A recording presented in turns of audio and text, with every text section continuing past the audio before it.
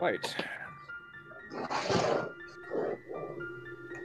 Mm, mm. Oh, that's weird. That's not supposed to be like that. Let me do this. Grab those. Coming back. That's what it's supposed to be like. Welcome to Icewind Dale, the Omen Seekers. Let's get into the recap because they just fought the Chartlan Dragon. Where's the recap? Let's pop her open. Arriving in Tourmaline concurrently with the Chartlan Dragon allowed the group to stop most of the destruction. Caldorix blasting it with the ballista bolt and Bree summoning a storm to strike down at the dragon with lightning.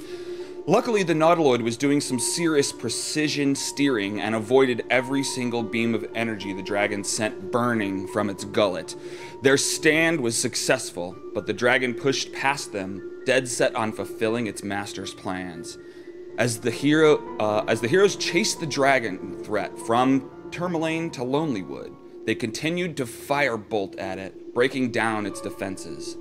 The dragon eventually swoops around at them to take care of these pests, using its malevolent presence to incite violence within the group. Dr. Lazarus is able to shake the effect, but Caldorix finds himself with the urge to attack the doctor, and does so repeatedly. Surely Caldorix would snap out of it at any second, but Dr. Lazarus was going to make this memorable for him and uses his hat of disguise to transform into the likeness of Caldorix himself, probably thinking, "Why are you hitting yourself, Caldorix? Why are you hitting yourself?" Much like Tourmaline, the fight was short and much destruction was avoided before the dragon fled and headed over Mare Daldon towards the small town of Bremen, Bree's hometown.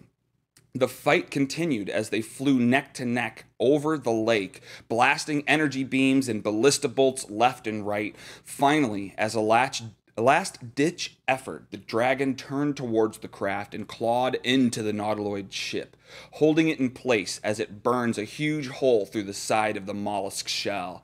But Dr. Lazarus leans over the side of the deck and sends a firebolt into the dragon's head, killing it, but adding a ton of dead weight to the ship, and the spacecraft starts to veer down towards the shores of Mare Daldon. Flight runs inside looking for where the dragon is clinging on and locates its claws, sending a fist of unbroken air into the death-gripped construct and knocking it free from the Nautiloid, sending it plummeting through the ice and into the depths of the lake. Landing on the outskirts of Bremen, Bree and Flight head out towards the hole the dragon's body fell through and realize that the water is bubbling. As Flight starts to plot out a way to excavate a hole through the water and down to the dragon, Bree strikes up a conversation with a fish and convinces him to go on a mini adventure to the bottom of the lake to investigate the body.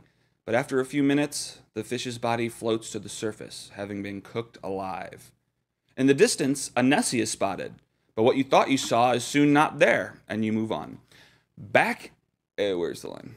Back in the ship, it's discovered that the blast from the dragon allowed Fjorl to escape the ship after slurping up some brains from the brain vat. A trail of brains leads out into the tundra. Dr. Lazarus and Caldorix make sure to investigate the whole ship to verify the Mind Flayer is not hiding somewhere. And in doing so, they discover a few items among the Ceramorph's possessions, one being a spyglass, allowing incredible perception, and the other being some sort of space slug fashioned into a bonnet. With the threat taken out of the picture, the heroes request another trip from the Ceramorphs, and wanting to get as far away from Fjorl as possible, they agree to flee to the opposite side of Ten Towns to start repairs before leaving Toril altogether. Landing in the half-ruins of Caer Konig, the group immediately spot Trovis in the streets, surprisingly sober, commanding and guiding troops and civilians. Even with the dragon gone, it appears the Dirgar have sent ground-level troops to ravage the towns, and so our heroes jump into action. Bree runs to pull a commoner from a collapsed building and yanks them out, saving them from burning alive. Dr. Lazarus struggles to free an Axebeak from a fallen wall. I think Flight sees an invisible Dirgar coming at him and just kills him. Flight also treks in with Trovis, who is able to defend his town due to the heads up given by the Harpers. He instructs Flight to save anyone left in the buildings, and Flight goes out listening for screams. Caldorix scans the town for other townfolk who need help and soon finds a bloodied man who is struggling to walk, leading the man towards the front gate. The man turns on Kaldorix and goes to swing his sword down on him. And that's where we begin. We've already rolled initiative. Let's get it on. Bree's carrying a civilian, so your speed is halved, and Dr. Lazarus is surprised. Kick in some combat. First move is by Bree. What are you doing?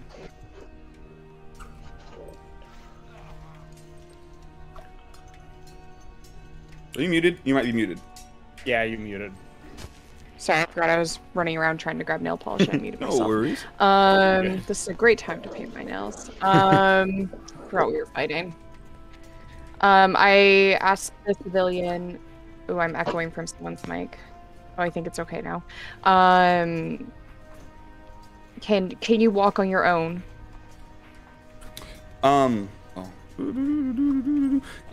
Sure. Where should I go? I think I see probably I don't think I ever actually asked where the refugees were going, but do I see the majority of footprints heading towards the front gate? Yeah. I mean, you see most of the footprints heading that way. You see Kaldorix heading that way, and there's kind of a group of people at the front of town. You also see Trovis kind of pointing people in that direction. So yeah. Yes, I say go to the front gate. Okay. Thank you so much. I owe you my life.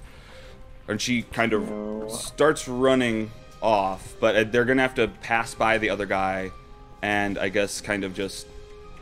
You set them down, and they're facing the right direction. Okay. And then... Okay, so, and then Kaldorix is over there with... yeah, this commoner is sword up. Am I still... I don't think I'm still wild-shaped, eh? So I am going to... Because we short-rested in between now and... No? Between when? I don't remember. Because I thought I had used both my wild shapes, but they're not selected on my character sheet. I'm wondering if it's a technical glitch or we short-rested. I think we short-rested because I used Fist of Unbroken Air while we were on the ship, and that would have taken two key points. And I think I only have the key point expended. I have all but one of them back, I think, which I believe I used when I was shaping the water to extinguish some of the fires. Okay, cool. Sorry, it's been a hot second. Okay, so yeah, I think we did short rest. Okay, so I'm going to use my action to wild shape. Okay. And I'm going to use my bonus action to get my shillelagh ready. And do I still have movement, or was me putting the person down and talking to them considered my movement? No, yeah, that's fine. That's just a free action to put them down. So you have full movement. Okay. And you grow your mushrooms, correct? That's the wild shape you're taking. Yes, I grow my mushrooms. Perfect. I'm going to start running over to Kaldorix then, which I can just make it there. Hell yeah. To give him advantage. Oh, right. That's my... Fuck yes. Yeah. Okay, so Dr. Lazarus was surprised, so you're just like looking at this axe beak and what the hell is going on? Sadly, you can't move. Who dat? Oh yeah.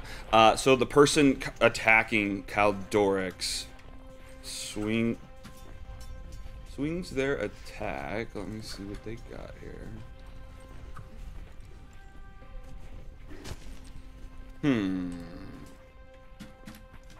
That's not what I want.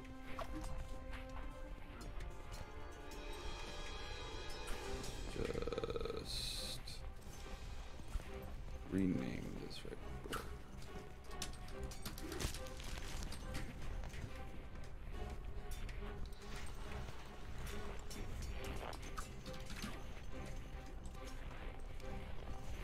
Okay, comes down on Kaldorix with their sword. Shit, I didn't pull that up.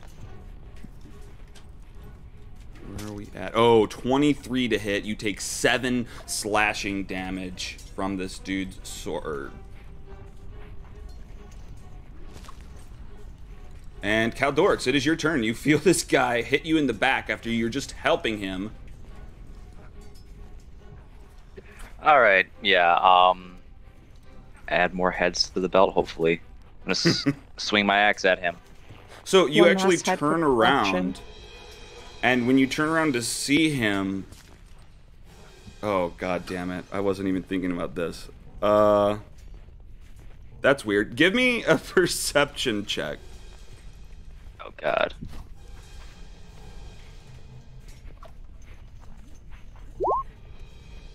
Oh, no. Oh, no, shit. Well, I'm not trying to push you into a corner, but I'll tell you the details here. Is you turn around and you find yourself face to face with yourself.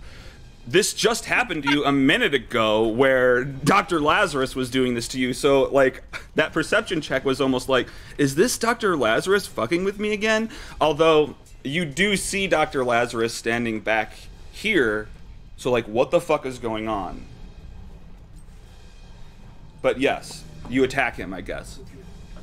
Or whatever you decide to do. It looks just like... If I saw that, if I see myself, I guess I'd yell out Lazarus, trying to reference the one, what my character knows to be, what I know to be the real one. I'm going to try to get both their attention and see which one, like, turns their head at me. Okay. By saying their name, or, like, perks up. So I guess I need that perception check. Which... Yeah, so give me a perception check. And I guess Dr. Lazarus, you give me a persuasion. Oh, yeah. Oh. It's gonna be that kind of night. You need me to give a persuasion? I mean, I don't know if I need you to really do anything with this. Me right now. Huh? You do? Well, yeah, you do. Yeah, exactly. So, I mean, it should be pretty clear that you're you. I'll let you roll with whatever you think that 6 is worth, but the guy who looks like you, I guess just says, yeah, it's me. Doctor, I mean, but it sounds like you. I'd say I'm going to say, Lazarus, you fucked around enough. I'm going to swing my axe at him. Even if this is you, like, it's worth it. I know he can take a hit. Like, yeah. You better stop fucking with me, otherwise you're gonna get hurt. And I'm gonna swing at him. Bree's looking back and forth, going like, "Whoa, whoa!" Oh fuck yes. Okay, great.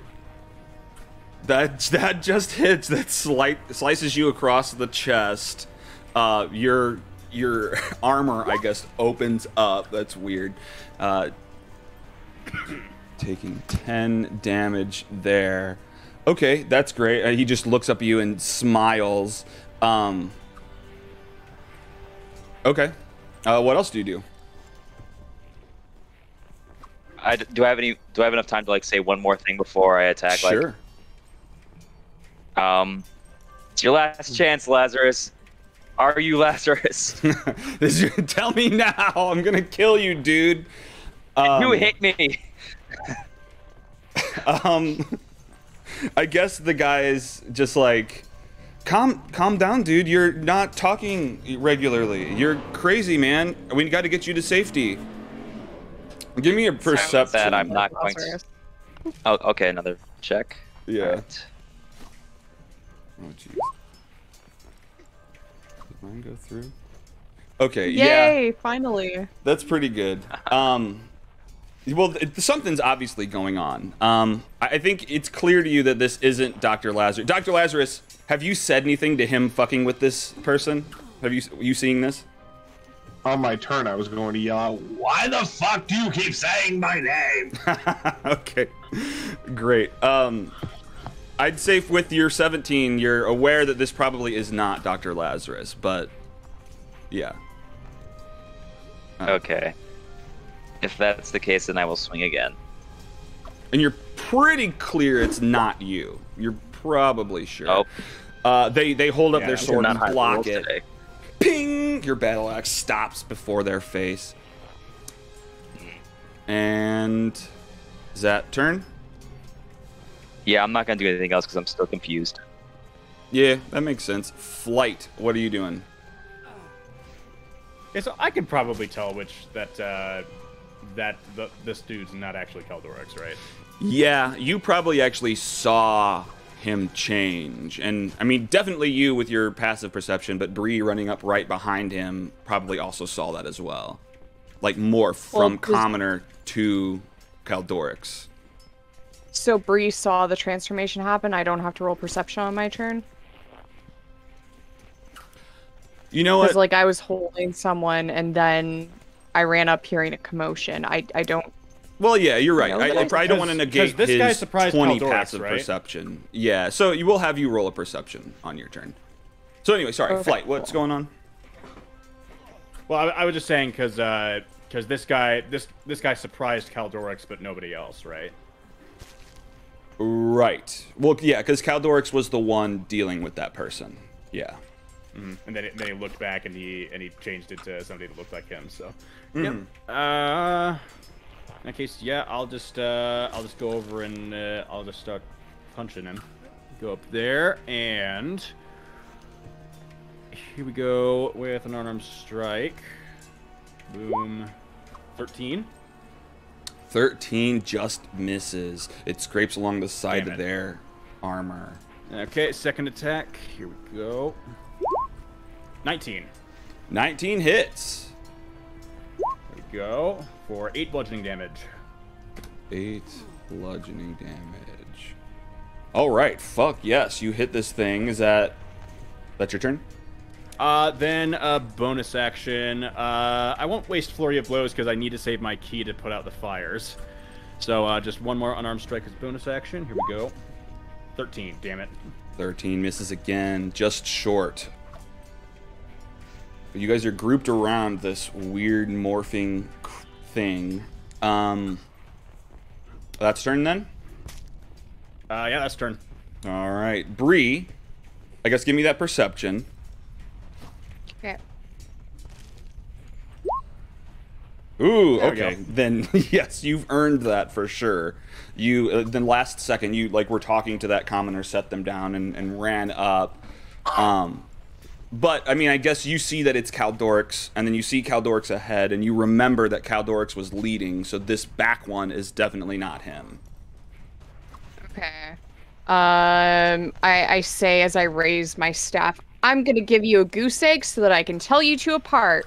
And I swing down with my shillelagh staff. 14 to hit. Where's my chat window right now? Oh, there it is. Gotta move something around. 14, yeah, 14 just hits for 6 bludgeoning damage. Hell yes, you guys are beating up on this dude. What'd you say? Does a goose egg swell up so I can now tell the two of them apart? little comedic. Anyway. Sure. Yeah. Just. Okay. Another horn grows just right in the middle between the two. Yeah. Okay. And at the start of their turn, I will try to do my spore damage. Oh wait, I do spore damage to them. I do an extra d6 of spore. No, that's because that's my halo of spores. I do spore damage when I hit them with a melee attack. I almost forgot. Hell yes. An extra 4 necrotic damage. Extra 4. Hell yes. Okay, that's my turn, and then at the start of their turn, I will be doing. They'll have to roll the save. Hell yeah. All right. Cool. All right. Yep. Dr. Lazarus, you're now aware of what's going on. You've got this axe beak that you've blasted free from its cart, and you see them fighting over here. The thing directly in front of me? Yeah, the thing right here is the animal that you were freeing last time. So it's like just kind of friendly to you. So it's just running. It's just running for a while. Yeah, it's not hostile to you or anything. Beautiful. I'm going to pull out one of my vials, expend one of my spell slots, and slam the vial on my shoulder, and the mechanical turret comes out of it. Poof. Fuck yes. He draws his turret into existence. And then I just get close. A little bit closer to line up a shot. And I yell that thing to Caldorix so he knows it's released on me. Yeah, why do you keep saying my name? That's the end of my turn. What you're just lining up a shot? No, I can. It's my action to make. Oh, to create him. Gotcha. Oh, okay. Gotcha. So. Okay. Can't you fire it as a bonus action though? I thought that took your bonus action. I think it does. So I mean, yeah, I could make it new existence on fire. And I actually didn't think of that. Oops. So I guess I can fire. It's my Eldritch Cannon. So the Force Ballista. Sure. So Fuck yeah. He's gonna be thrown actually 5 feet away from me.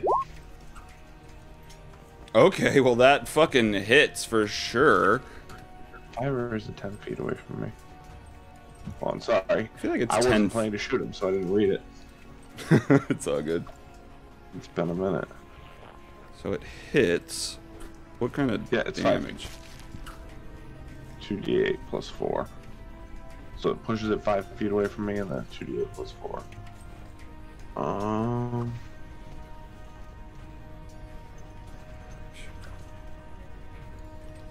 Wait. Yeah. I need to make a thing at one point. Oh, to just click a button? Yeah. I should. Oh, yeah, for a macro, yeah. But that. All right, 14 fucking damage, and he's blasted 5 feet away. You said? Yes. Awesome. Okay, you blast foe Kaldorix. He's not prone though, right? That's just There's no 4. There's no 4. I don't know why it has this 4. Wait. There's plus 4. Okay, so that's only 10. Wait, it says. Oh, gotcha. It's weird because on the damage on like D&D Beyond, it says the damage is 2d8 plus 4, but then my flamethrower it only says is 2d8. Huh. So it might. I think it is plus 4. It is plus 4. Okay. I'm happy to remove that 4 points. All right. Well, no, it would. The 4 I guess points it's would because. Right. I guess it's because the fire one is a cone, so you could and it opposes a saving throw. I think. Maybe. Is that right? Yeah, whatever it is. I think that's why. Yeah. Oh, cool. Yeah, you did an extra 4, or you just did 14 points of damage. Fuck yes, they're knocked prone, correct? They are not knocked prone. They're just 5 feet away from me. So they just kind of slide backwards in the snow. Okay. That's your turn then. My turn. Yep. And then, I mean, I guess the thing looks around and just sees that everyone has teamed up on him out of nowhere. They disengage and they just like turn to look at you guys, and they're like, "Look, the people you're after, the people you depend on. We cook your meals, we haul your trash, we brew your mead, and we make your health potions. We guard you while you sleep. Do not fuck with us." And then it tries to escape after disengaging. What am I looking at? Yep.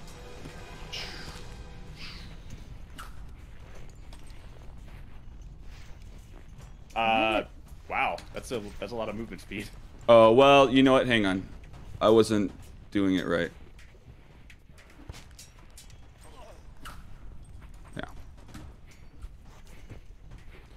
So they run around the corner of this building, and I guess they disappear from view. You could definitely try to chase them around that building. They can't get that far, but that was their turn. Kaldorix, what are you doing?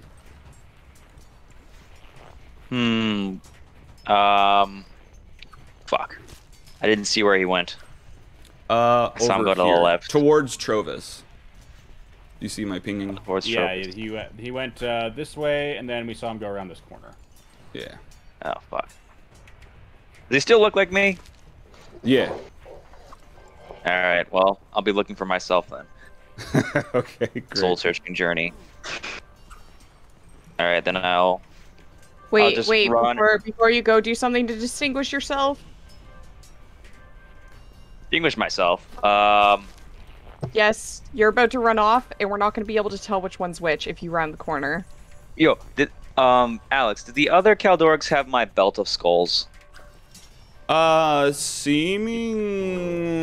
Well, let me double check the details here. I don't know. I think so, but... Hang on. If this thing's what I think it is, I don't think so. Think it is? Yeah, isn't. Yeah, it isn't. No, it just. I guess it seems like it's just you and maybe your armor, but it's not effectively armor. But no, none of your skulls were there. None of your possessions, really. All right, so I'll grab the skulls on my waistband and then take off. And I'll take the dash action, looking for myself. So I'll go right to there for now, and I look around. Where am I? Or where is he? Well, you're between two burning buildings, and give me an investigation check to go looking for him. Oh no. Hey, not bad. Okay, great. Well, that's awesome. You find him like tucked inside of this building, like kind of trying to avoid detection, obviously hiding from you. So you find them standing there. You don't have to move that far. You probably find them as you're running around the corner. But yeah, you spot him kind of tucked behind some fallen wood out of this burning building. Okay, so you probably saw him like as soon as you came to like this corner of the house there. All right, so I guess well, I had 25 feet of movement once when I was here. Right. So is that him right there? Yes. All right. Well, I will. Is he prone right now, or is he just like out in the open? He is half cover because there's just some like a pillar of wood leaning up against a wall that he's kind of behind. I mean, you could probably half cover.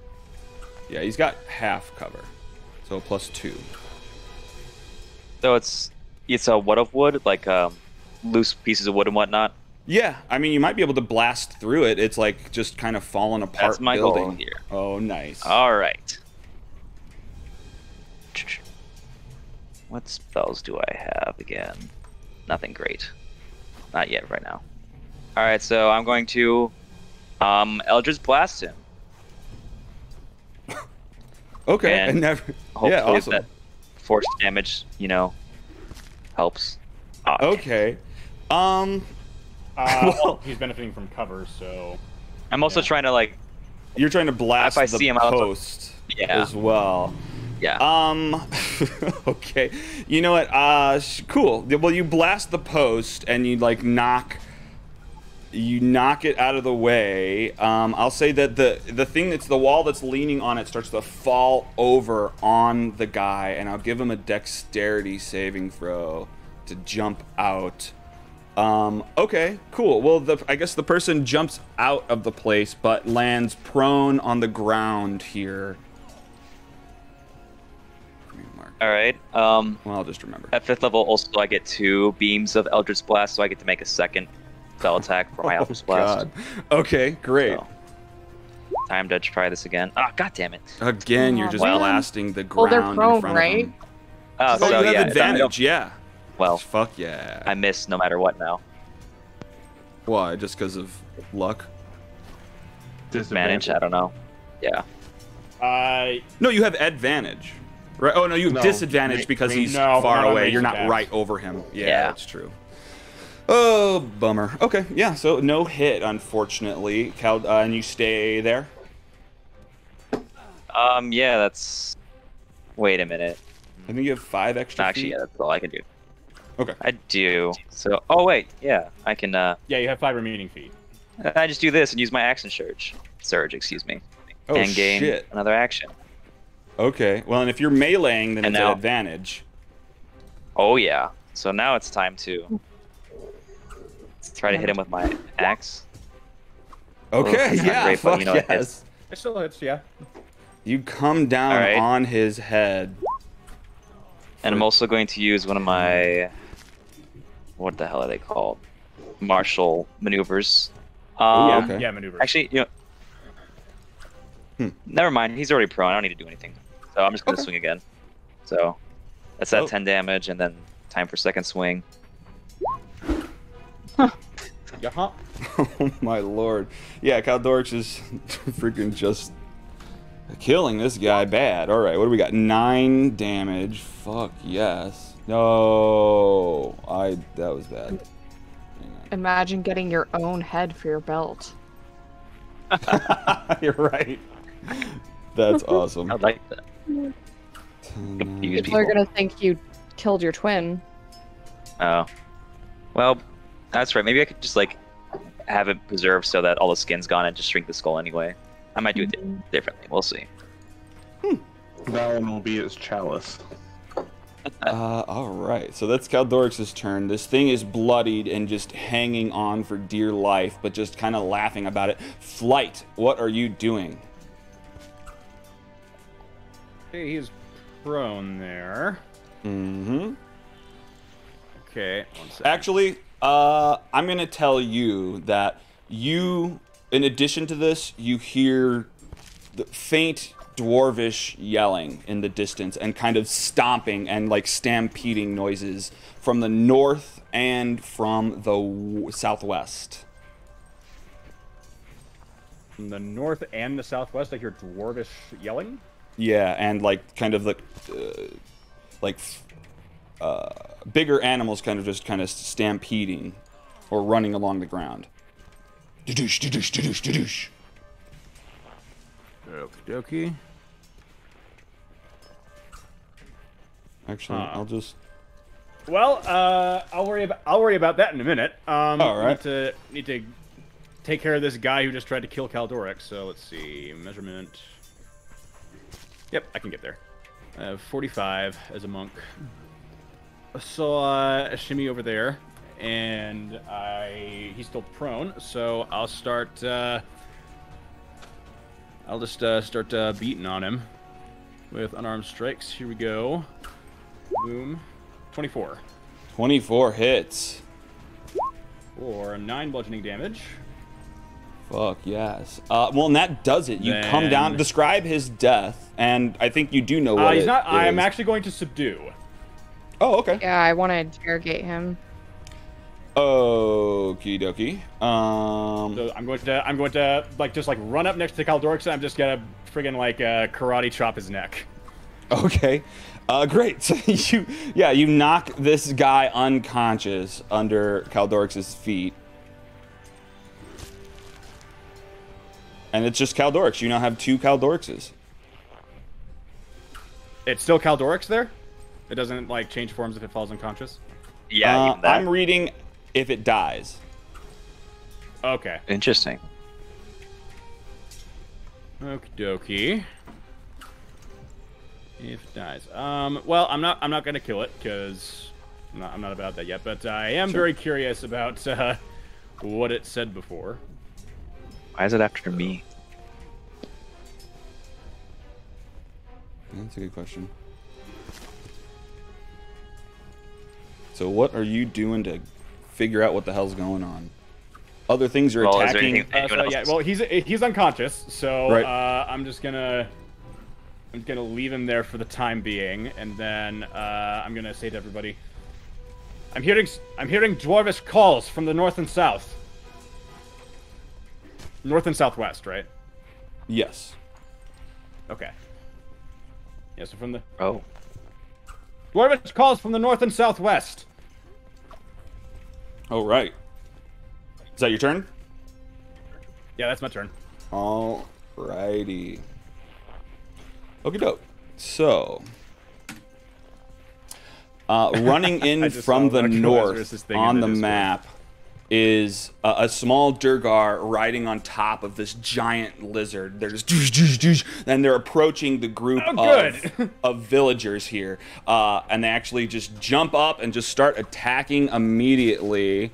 What are we doing? The giant lizard just goes to bite one of the villagers for 8 piercing. Yeah, that frickin' knocks that villager unconscious. And then the Durgar on top comes down with his war pick on the other one right next to him. That also hits. They're both just going out. These guys are weaklings. This is not good for these villagers. They do not have. They do not have. They don't got anything. I know they're mushy. Okay, so then it's his turn. He's asleep, so he can't do shit. That's who it is. We're waiting on that. That's him. Okay, and then from the southwest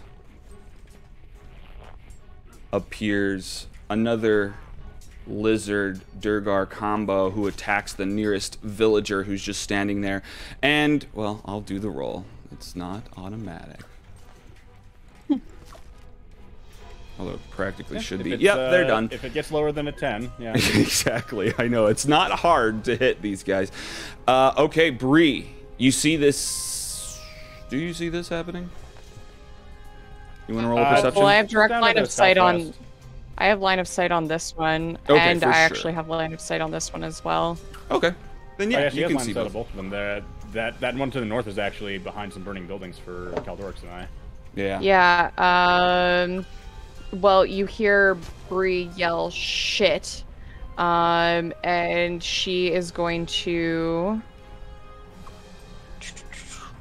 He is going to cast. Fuck. She's going to cast Summon Beast, and she's going to summon a wolf. And I... Oh, there we go. It's a penguin. Yeah, it's not a wolf. Guy. Hang on, I can switch. Penguin? Well, does it not? Well, I meant to summon a wolf. Yeah. I chose a few different animals, and a penguin was one of the ones that I chose for lulz. Where did I put them? I thought I uploaded them. Summonables? What the heck? Oh, wait. Right-click it. And maybe? Nope. I right-clicked it. No, what I thought was going to be there isn't there.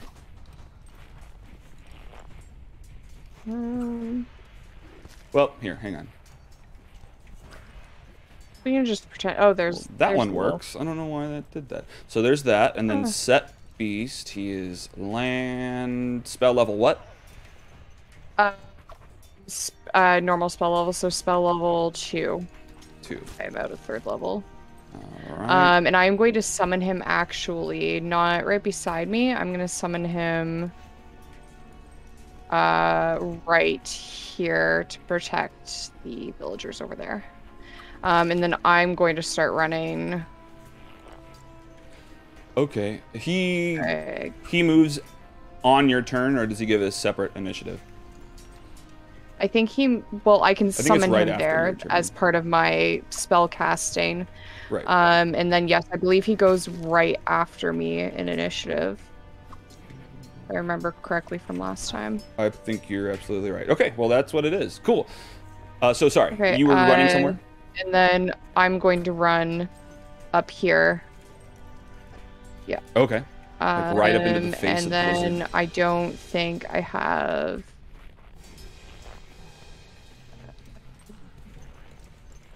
Yeah, I don't have anything else that I can do this turn. Oh, on the start of its turn, though, I will try to do my Halo of Spores damage. The thing you're attacking. Gotcha. Perfect. Okay, cool. Does it get to go right after me when I summon it the first time? That's the spell should say if it does. You don't. Where is it? And its turn is immediately after yours. In combat, the creature shares your initiative count, but it takes its turn immediately after yours. No action required by you. And its turn is coming up right after this, so we'll say that, yeah, it can. At least for now. I'll do more research, but yeah. So it's riding a giant lizard. It's going to try to maul the giant lizard. Spell attack modifier to hit.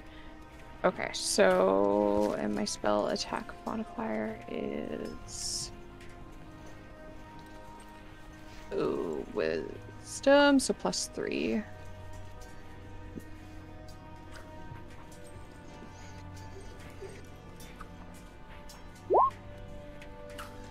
So that's 17 to hit. And that hits the giant lizard. What are you swinging with? Your shillelagh? No, this is the wolf mauling. That's the wolf. Oh, this is sorry. Yeah, my turn was over. This is the wolf. Yep. And then he does 1d8 +4 plus the spell's level in piercing damage. So that's 1d8 +6. So that's 10 piercing damage. 10 piercing damage. Yeah, hell yeah, your wolf just like grabs this lizard's leg and starts tearing at it, and it just starts bleeding. Just almost tears the leg off. It's probably pulled out a socket. Awesome. What else? Are you doing anything else? Anything? Nope, that's it. That's all I can do. All you got. Dr. Lazarus. Wait, oh no, it's not. It's not high enough level yet. Eventually I will be able to multi-attack with that, but that's it for this time. So Dr. Laz, what you up to? All right.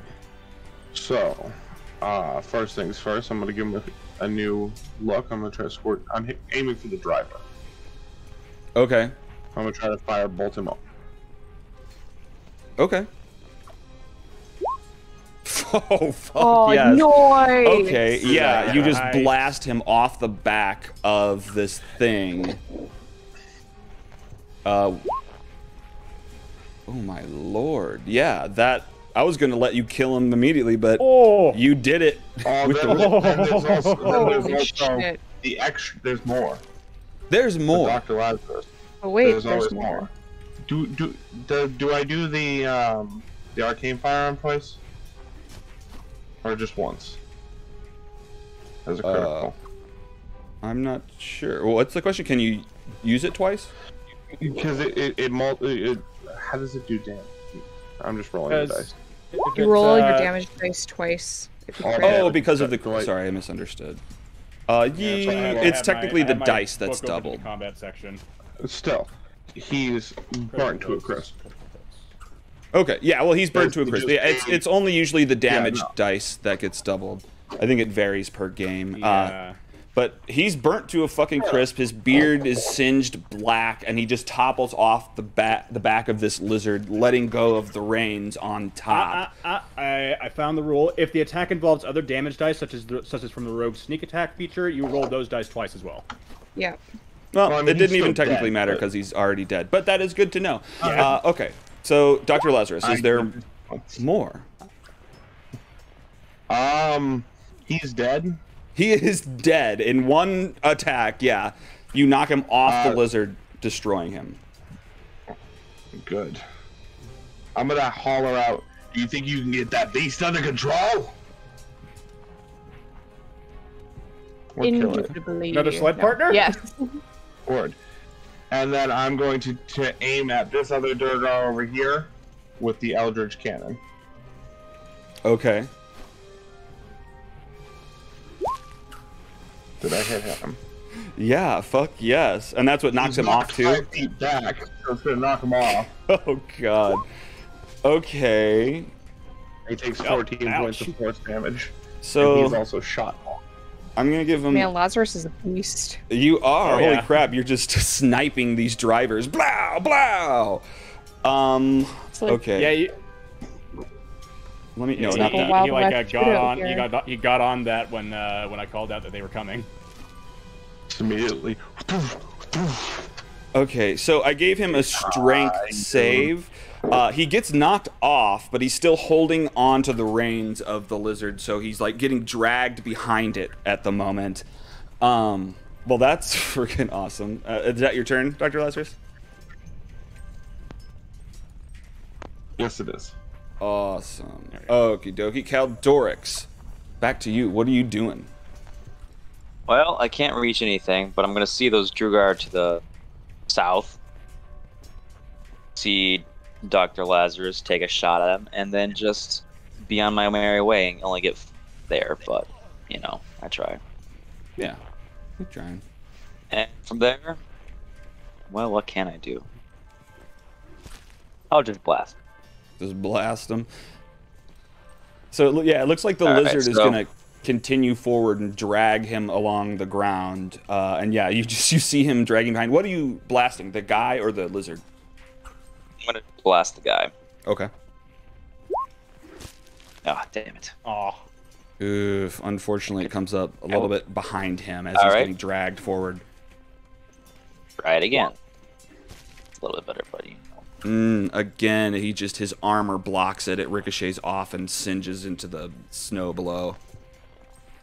Wish I could roll above a 10. All right, well, yep, that's about it. That's all I can do at this juncture. Okie doke. Flight. Okay, so you said he was dragging the reins. Yeah. And like he actually fell off of them? Yeah, so like I'll probably move. Well, I was just wondering. Yeah, like he's off the side of the lizard and he's getting dragged along the ground. He's gonna probably try to climb back up, but he's gonna have to do saves to hold on.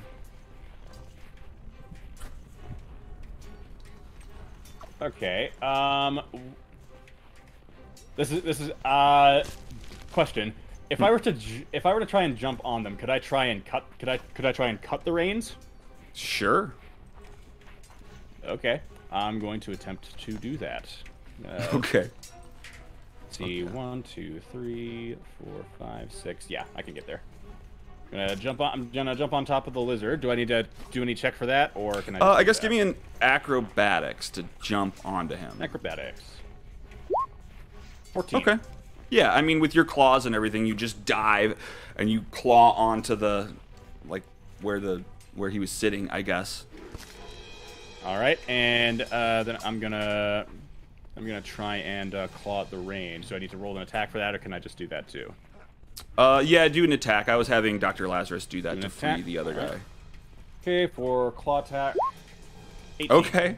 Yeah, hell yeah. So you snap the reins, and the Durgar just gets left in the snow behind. So I guess you're on this lizard, and it's headed towards these two commoners ahead of it. All right.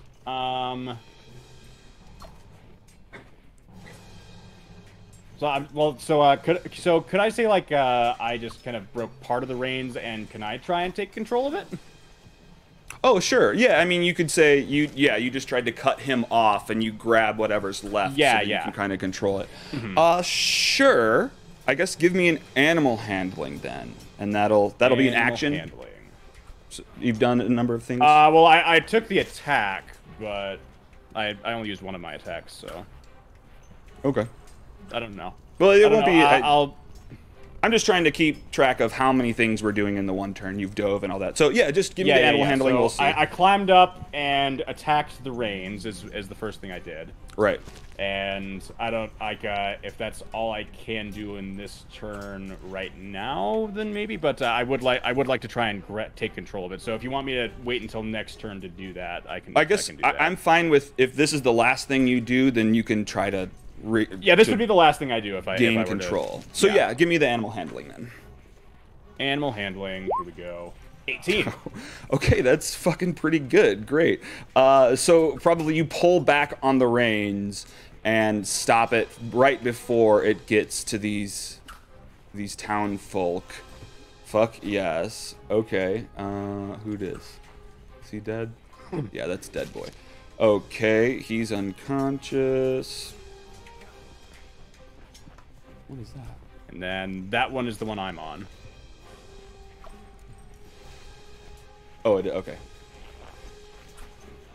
Gotta resize some stuff. Well, okay, I mean, I guess if that's the one that you're on, then it's just choosing... I mean, you have it kind of under control with the reins, so it's not attacking anybody. I just kind of pulled back on its rein. It's like, hold still. Okay. So yeah, it just rears back and holds steady in place. So now we're back to this. Halo of spores damage. Oh, yeah. Oh, yep. You had your spores just poised at him. Yeah. Yep. Con save 14. All right. 10. All right. Your spores just launch out like rockets. Pew, pew, pew, pew. Yeah. That's probably what they that's do. 2d6 worth of damage. 2d6. Well, best and the worst that I can do, so that's 7. Yep. Pretty Perfectly close. average. It's bleeding through where you hit it. Mm-hmm. It's almost done for. Oh, I guess You that's can not see a your turn. little So mushroom that happens on sprouting its from turn. where it's bleeding. What did you say? I said you can see little mushrooms sprouting from where it's bleeding. Yeah, you're just growing from inside him. You're inside him. So the lizard is mad that you did that. That's not very fun for it, so it's gonna attack you. The lizard goes to bite you in the face. Well, your face is still there. Great. It misses. I think it tries to jump up, but its broken, dislocated arm comes up short, and it's not able to snap in your face. Yeah, I feel like my wolf's. I feel like my wolf's. It's still biting it and jerked it back a little bit when it saw it was going for me. Yeah. It's like exactly. It's pulling. You're not going for her. That's my mom. Awesome. Yeah. That's Mushroom Mommy. That's my Mushroom Mama. Exactly. Who's this? That's the guy who's on the ground. Great. Okay, so, well, he's prone, so he has to stand up. That's half of his movement. He sees what's going on, and he enlarges, gets real big, and I think that's all it really can do. Okay, great. So it gets big right in front of Caldorix and Flight. Bree, it is now your turn. What are you doing? I'm going to try to bonk it on the head because I'm running low on spells. So I raise my staff, and I'm assuming a 23 hits it. Yeah, just about. Probably. Yeah, great. And then I'm gonna do that 1d. What? Do you just want to give me a description of it's dead? Yeah, 8 does it. Okay, I was gonna be like, oh, I'll do my Halo Spores damage. I mean, add that to the description for sure. Yeah. Yeah, I feel like I just slam down on where there's like a cluster of mushrooms growing, and they just all explode in a cloud of spores. And when the spores clear, it's just laying slumped down on the ground. Oh, like they expanded from inside and like blew his skull out almost. Yeah, maybe? And my strike was like kind of the thing that made them like explode. Yeah, oh right, like you surged energy into them and blow. Yeah. Fuck yes. Okay, well, they're done. Is that your turn? No, I am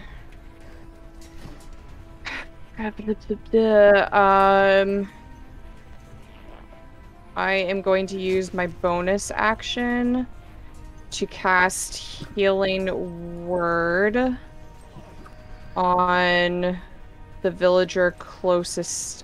Which one did he knock out last? I would have been able to see it from where I was standing. Probably this one. Well, I mean, there's two of them. The one closer to you was the second one. Okay, so that's the one that's most likely going to still be alive. So I'm going to cast bonus action Healing Word on that villager. Fuck yeah. Okay. Where is it? Where'd my spell go? It should be here. Where'd my... Oh, there it is. Okay, so they take 5 healing damage. Do they start to get up? Yeah, they come to, they say Hoobastank, and they take a deep breath. Sorry, go ahead. No, that's it. Go ahead. Okay, I say take care of the other one. I need to go help everyone else, and I am going to start running 25. So I'm gonna be able to run here. Okay, that's my turn, and then my wolf. Oh, I think its movement speed is 30 feet. Its bars fill so in. Sorry, go ahead. 25. Okay, so it's gonna move here, and then it's gonna double move.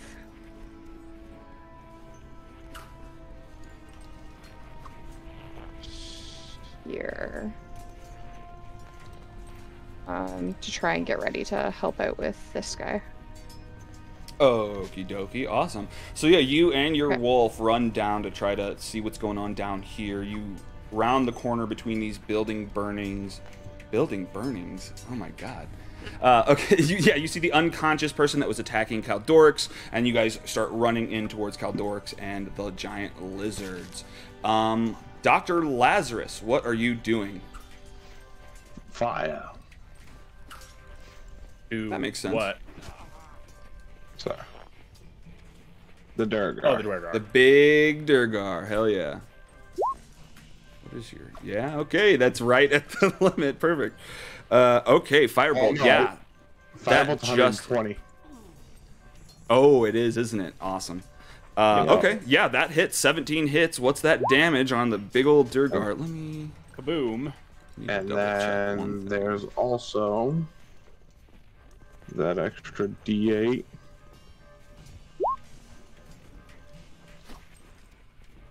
Whew, 18. And then bonus action, cannon. Oh my god. Well, you blast this guy, and he's just sitting there like, you like hear finish him from nowhere, and blow! I blow out his heart. I blow a hole through his chest. Oh god, it's just empty. His heart skitters behind him through the snow. Blah, blah, blah, blah, blah. Blood is surging everywhere, and he falls to the ground dead. And shrinks. And shrinks, yeah, that's right. Okay, well, awesome. What else do you do? And I'm gonna move. I'll move a little bit, not a lot, because I'm like sitting there like, damn. You're like, I think I need to turn this down a little. No. God damn it, Dr. Lazarus, that you're destroying these things. We could have used your help earlier.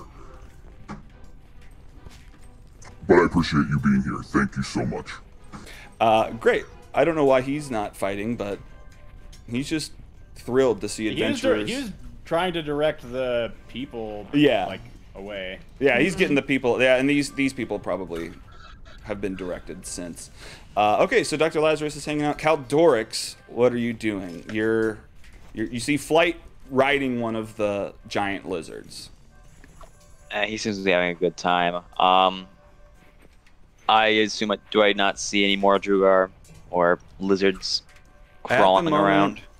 No, it seems like things have cleared up a little bit, settled down.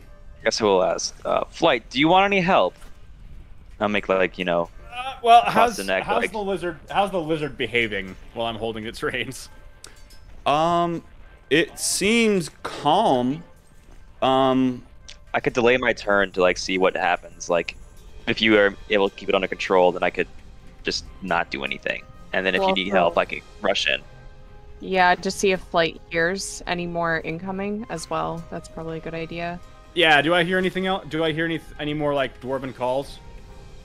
No, you don't. With your passive perception, you actually don't hear anything on the outskirts of town. Okay, neat. I think those were the only ones. In that case, I'll just wait to see for Flight what he does. Yeah, and the lizard seems to have been calmed down. Yeah, it's calm, and I mean you're its rider, so it seems to be following what you're doing, or where you're leading it. So yeah, it's not really attacking anybody unless you tell it to. Another animal from the menagerie. God. I mean, maybe. We're just gonna have a zoo before long. Right. This one, I don't know. Because this one's actually like a carnivore, so I don't know how it will get along with everybody else. So I mean, it could probably hunt. It could hunt. It could hunt. But I don't know that our friends. Probably not for the slut though. Yeah. Sell it. There you go. There's an idea. Execute it. Hold on. Execute. It probably knows commands in Dwarvish, huh? That would make sense. Dwarvish or actually, Underdark. so if it's just like if it seems to be holding still right now, I'm just gonna jump off of it. Just gonna make sure it doesn't make any sudden movements as I do so. Okay. It seems calm around you. I'm gonna check on this person right here. Okay. Well, they're definitely unconscious. You can try to unconscious. Are they in danger of dying?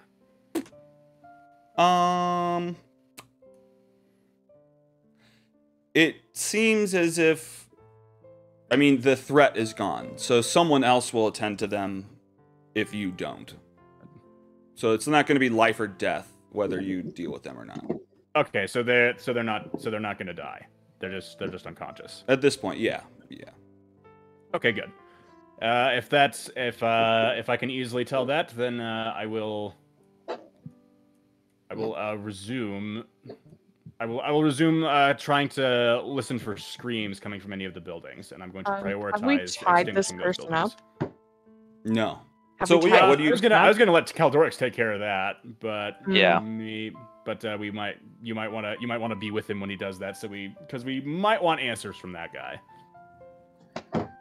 All right. Well, you're out of combat order, so yeah, Bree, if you wanted to go check something out, what you doing? Actually, Bree's gonna go back to this villager and heal them real quick. Oh, okay. Hell yeah. Actually, you know what? How far is before I actually move, how far is 60 feet? I think I can do that from... Oh, I can do that from over there. Order at this point, so. Yeah, yeah, so I'm going to actually move down there instead of move up, and I'm going to cast Healing Word on that last villager up there. Okay. For 4, what's the word? What word do I want to use? Fungi. Fungi. It seems like awesome. It seems like you're a fun guy, and then I kill them. And they just wake up laughing. It's fun. I heard the funniest joke in my dream. Whoa, what's this monster? It was so bad, Alex. Oh my god. What? What do you mean? It was a funny joke that I heard. He was like unconscious. He doesn't know what's funny. Okay, so you heal them up there, and a lot of that crowd is like separating away from the bodies of the monsters. They're like kind of going over here. No, they don't drag that over there. Okay, and then you join them. Dr. Lazarus, what are you doing? I'm curious. If I take the laser pistol and stick it to this thing's head, can I euthanize it? Sure, you could. Why? Why? No, I'm wondering in case if it causes a problem. Death is like this thing got a lot of health. Is gonna take a lot of hits to take this thing out. More or less what I'm. Well, it's unconscious, so it's 0 right now. It's 1, I guess. No.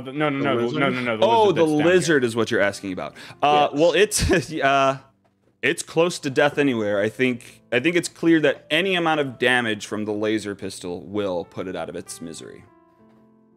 So this lizard? I didn't do it. I didn't attack it. Nobody attacked it. Somebody attacked it. I think he was Eldritch Blast, maybe.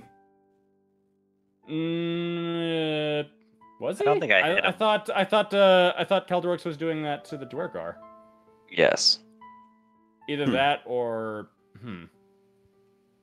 That might be true. I'm just looking at his health and it says 3, but if no one else remembers that, it could very well be that I marked the wrong thing. No one remembers this guy being attacked? Nope. I never know. I don't think he was. I think Caldorix was attacking the Dwergar and he missed. And I hit the Dwergar. Gotcha. Yeah.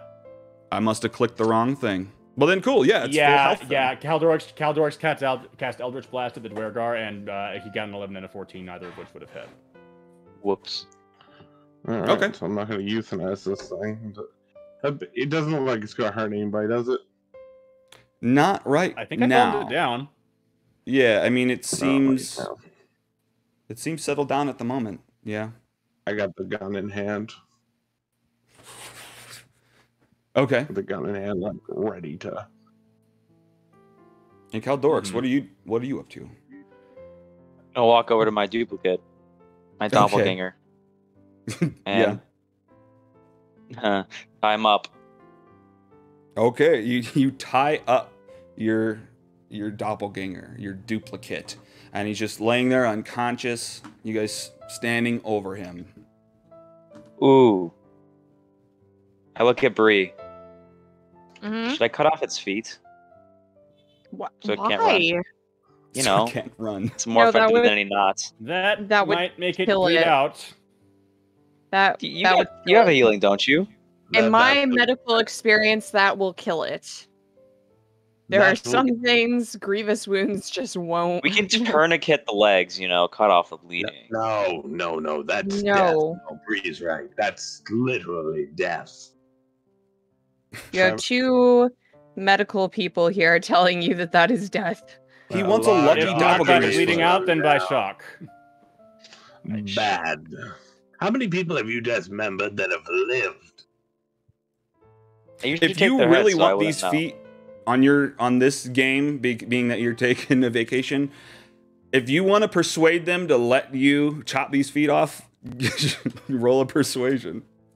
Guys, this thing can obviously confuse us, infiltrate things. I think the very least we can do for us in the town itself, in case it tries to infiltrate the council or anything like that. This is a dangerous creature person. I believe in order to ensure that then why don't we wait until it wakes up and ask it? But why don't we wait until it wakes up and ask it whatever questions we want? And if it isn't cooperative, then you can cut its feet off. What about this? I want to start off with a bargaining position of power by removing its feet and then threatening more. We're going to kill him if he doesn't listen. Oh, he'll give more power now. He knows we be business then if I cut off his feet. 1 foot and I cauterize the wound. 1 foot? Deal. No! You are not cutting off his feet. No! Bree's going to try and stop you. I'm cutting off. Okay, so what's going to happen here? Do you want to try to persuade them, or I'm not sure. Well, Bree's not going to be persuaded to chop off this thing's feet. I think if we do this, we're just completely alienating any possibility of figuring out what's going on, and also possibly that. I mean, it doesn't seem like. I mean, we don't know what this thing's angle is yet, and it could be good, even though it attacked us. I disagree. I don't agree on its angle being good, but I do agree I do agree that learning its angle could be useful. Yeah. I'm keeping it alive. I'm not taking its head yet. No, but don't. This thing attacked me as I tried to save it. You can take off its feet if it is truly bad. Just wait. Truly bad. Yes, there are many other things where you can take their feet, and I will not stop you. From the person that was attacked, I think it's truly bad. Okay, while they're arguing about that, I'm gonna go about the town and see if anybody else is trapped in the fires. Okay. Okay, cool. So Flight just kind of makes his rounds around the town to see. I'm going with Flight. And I can put out as many as I can put out at this point as many as five fires. Oh, with your moving the elements and stuff. With my Shape of the Flowing River. Yeah. Okay. Awesome. So, and you're lifting snow to do that, right? Or you're creating water. Lifting and changing snow to water. Yeah. Fuck yeah. And then just dropping it on top. It's how the pyramids were built. Cool. So you, Dr. Lazarus, you're with him. What are you doing?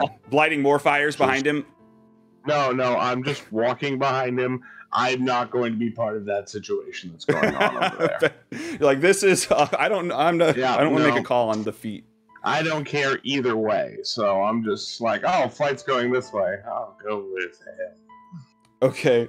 So then Caldorix and Bree are here. And I guess Trovis walks up. What are we talking about?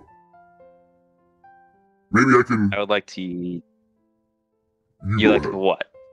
Well, maybe I can... It seems like there's an argument. Maybe I can be like the deciding factor. What is this thing? It changed into me.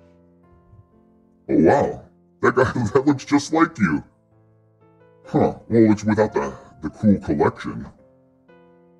Used to earn those on a lot of adventures. I used to do that. That's a different topic. Oh, this good doggy.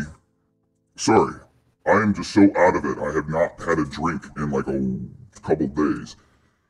I don't know. This is probably some fucking doppelganger. I had no idea they were in town. Exactly. Do you know anything about them? They seem to be upset with us for some reason. Well, this is the first I've seen. What did they say to you, Calderworks? They were talking about how all three of us would have heard it. Yeah, the whole speech, like we cook for you, we watch you while you sleep. What was the whole speech again, Alex? I remember it being like, what the fuck? Yeah, it's the speech from Fight Club. Look, the people you are after are the people you depend on. We cook your meals, we haul your trash, we brew your mead, we make your health potions, we guard you while you sleep. Do not fuck with us.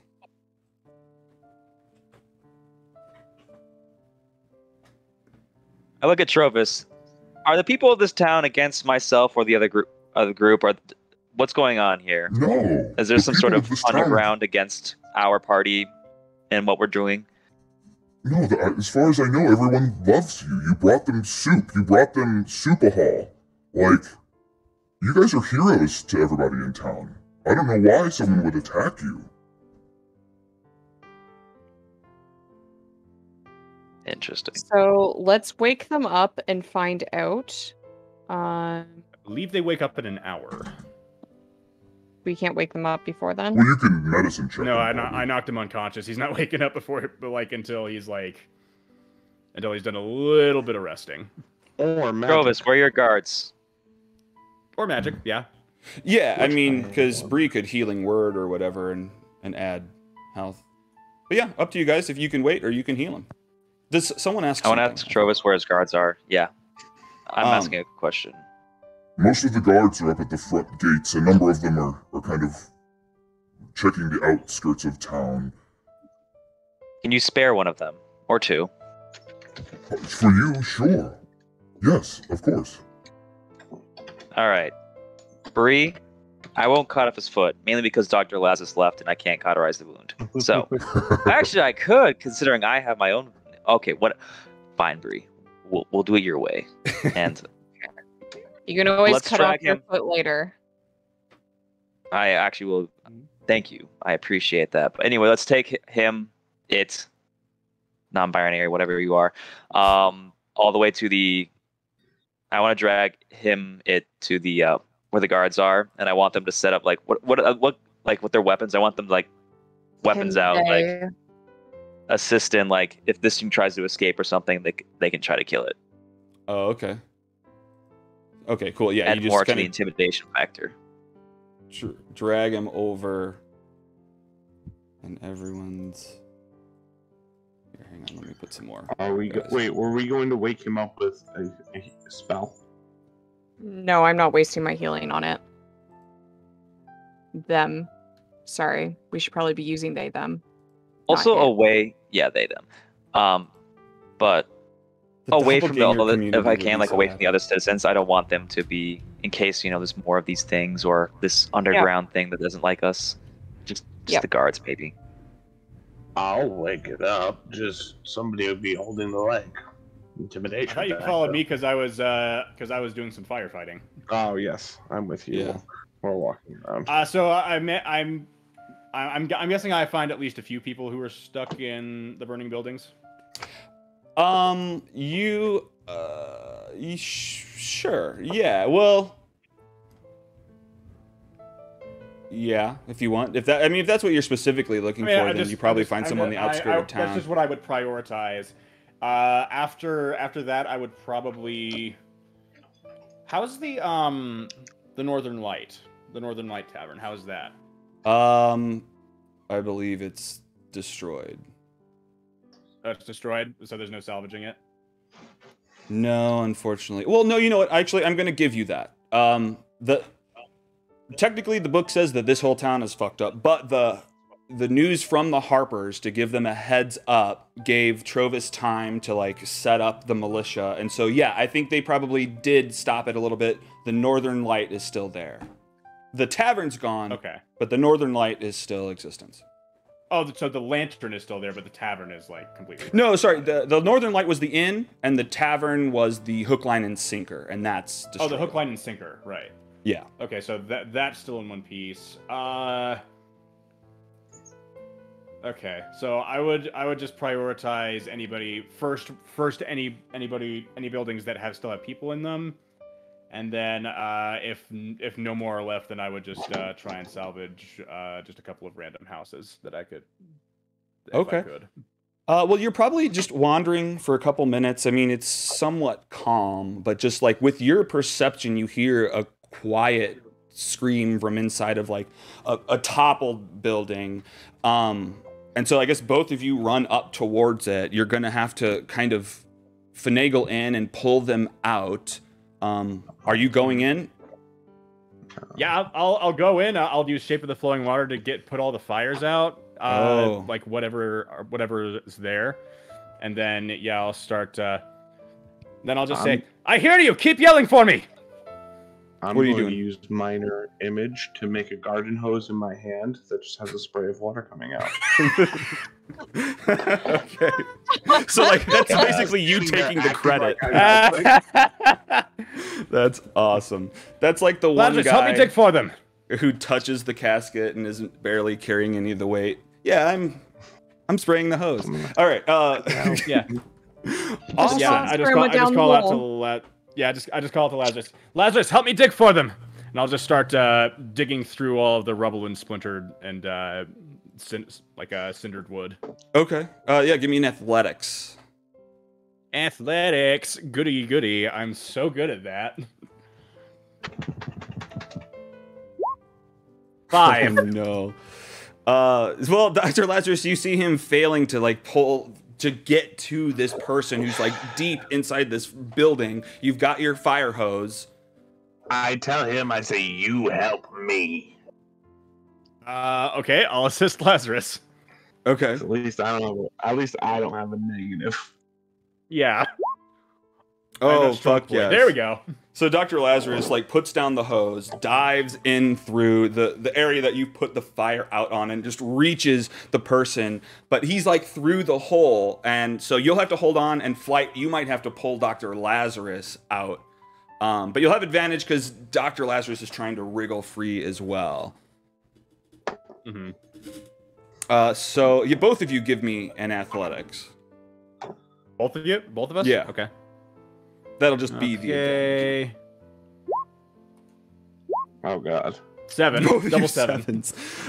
Shoot. Okay. Well, a beam from the top of this building starts to fall down at you guys. Dr. Lazarus, give me a dexterity saving throw. Yeah, I should have done that. Okay. Okay, good. Okay, so you roll out of the way. There's douche almost slams into your face, but you're still holding on to this townsfolk person. What are you doing, Dr. Lazarus? So I'm wondering how a spell works. Okay. So I have a spell called Thunder Wave. I'll blow the house out.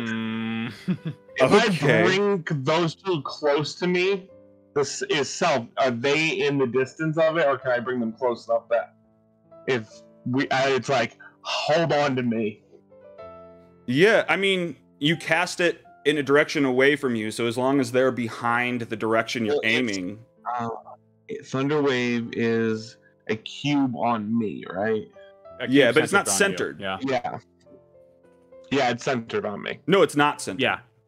It is? It's not. No. It's what a cube does is that it's the center of it is the middle of one of the sides of the cube. Yeah. But I'm wondering if I can bring them close enough. Yeah, I think so. Like say this is the dice. Like the 6 here. The 6 would be the center of the cube.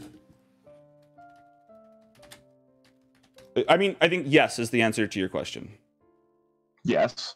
Yes. I yell to Flight to get close to me, and I pull the other person as close to me as possible, and then once that happens, I cast Thunderwave, trying to blow the pieces away from us. Okay, awesome. And I guess Flight, just give me an athletics to crawl through this closer to him so he can blast out the rest of the building. Can I use acrobatics? Sure. Okay. You guys do hear it, though. We what? You guys hear thunder. Yeah. They hear thunder. Oh, nice. Yeah. Okay, so yeah, Flight just crawls deeper into the building, and then Dr. Lazarus just blasts out the front of the building. All of the wood just goes shattering against the building across the way. And so there's an open area to walk, although the area behind you is starting to tilt in. So you'll just have to run, I guess. Describe what you do. Did we grab the person? Yeah, well, yeah. Okay, cool. Who grabs it? Or just, I guess, give me some details here. Well, you guys Dr. Lazarus was the one who had to ultimately pull them out. So I'm guessing he has him. Okay. So then you would both have to stand up, and then he is halved. So, Dr. Lazarus, give me a dexterity save because when the wall falls down. But with advantage. Like, you did good. Oh. All right. Hey, Caldorix, do you hear that action movie music going on in the background? Action movie music? Is there something going on? Check that out. Yeah, I don't know. There's like, I feel like there's something important going on somewhere, and I'm just hearing this action movie music. Something epic is happening. We're just here fighting about feet. So, actually, that's the moment when the action music stops, and it's like, oh, what? Something was defeated somewhere. I guess it wasn't too important then. Yeah, Dr. Lazarus climbs to his feet, carrying this townsfolk, and like just jumps at the last minute as the wall slams down behind him. Snow shoots up all on the back of his pants, and you guys are safe. You've saved a villager. In movie faction. I'm getting too old for this shit. And you guys walk away from an explosion. It's very Indiana Jones. Oh yeah. Absolutely. Fuck yes. Okay, I can say that as an archaeologist. We'll start walking back to where everybody. I'm guessing most of the people are gathered at the gate by now. Yeah, almost everyone. I mean, everything's calmed down. Everyone's gathered at the gate. Then Caldorix, Bree, and the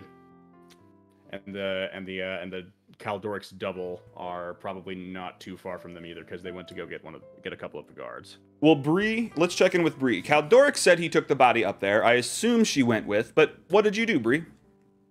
Yeah, I went with him because I don't trust him to not chop off the feet as soon as I'm gone.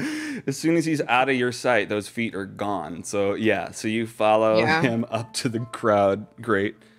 Okay, so all of you, I guess, are back in that area. And what are your intentions? Cool. You're gonna look at this doppelganger dude, talk to him, or what are you guys doing? I think we said we were gonna wait for him to wake up. Yes, and hopefully remove ourselves away from the rest of the people so they don't hear this weird argument and not activate whatever sleeper cell is going on here. Yeah, exactly. Drag him into whatever buildings are left. We can just drag him behind one of them. There are a few left, I think. Actually, if it's us four, we don't need the guards anymore, because I'm also worried about them being whatever the hell sleeper agents. I don't like this. Oh god. Oh, okay. Yeah, I guess you don't know who you can trust. So who is there? Is Trovis allowed to be there, or who do you invite to this moment? No one. No one. I feel like Trovis could be there as a local. Yeah. He'd be a good source. Trovis? Yeah. Okay. Trovis is the homie. Trovis, the real MVP. I'm gonna grab the brim of my hat, look Caldorix, and go, well, I'm just going to fuck with him. And then disguise self into Caldorix again. There's 3 Caldorixes now. Oh my god. Wait. Oh, no. Bree's like, that's a great idea. And she's going to use her, not detect magic. She's going to use her, undo that. She's going to use her disguise self to turn into Caldorix as well. Now, and it's weird because normally Disguised Self doesn't change size, but she shrinks down to Kaldoric's size. Now there's... God damn it, there's four Kaldorixes. And then... Alright. Should we go for something like weird? I'm gonna take your feetsies. I do remember Kaldorix. What is going on here? Which one of you is Kaldorix? Oh, this one. Me. This one. No. I shake the belt of skulls. Yeah. We all have a belt of skulls. I just can't shake it. Oh.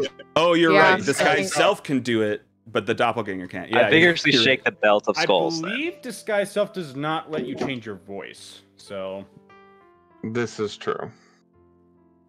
Well, either way, I mean, you're not trying to trick anyone, really. It's just Trovis is weirded out.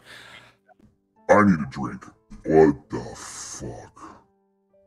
So, okay, hang on. Fill me in. What's going on? What is this guy? Or, look, you don't have to tell me anything. I'm just confused. Is the dragon dead? Dragon is dead. Dragon's dead. Oh, thank God. Yes. Thank God. Alright, well, what do we do with this? Do you think this has to do with the dragon? Not sure yet. You need to ask him. Oof. It doesn't not have to do with the dragon. Do you have a chair by any chance? A chair? Ugh. Grandpa Kaldorix needs a chair. Maybe not at this point. What did Dr. Lazarus post into the chat? I click over to this leg sawing meme. This guy sawing a mannequin leg. Oh my god. Oh, it's I get it now. I totally went over my head. Okay, that's awesome. Yeah, that's Kaldorix. Great. So, sorry. Where are we at? I'm looking for a chair. We're waiting for this guy to wake up. I saw that the tavern was still standing. Go get a chair at this point. So reverse, not the tavern, but the inn. But yeah, so you go to the hook or to the Northern Light. Hook, line, and sinker. Yeah. The Northern Light, because it's the opposite of that. I thought that one was burned down.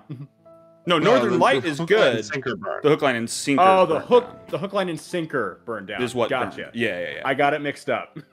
No worries. And I guess you go in there and you see the Sherrard sisters who hand you a chair. They get you one right away. In my best Kaldorix impersonation, thank you, ladies. Walk away. Oh, he's so dreamy. Oh my gosh, he's strong. And you can hold on to those horns. They say to each other. I walk away. So I take the chair to the group. What? Okay. So Dr. Lazarus returns to the group with a chair.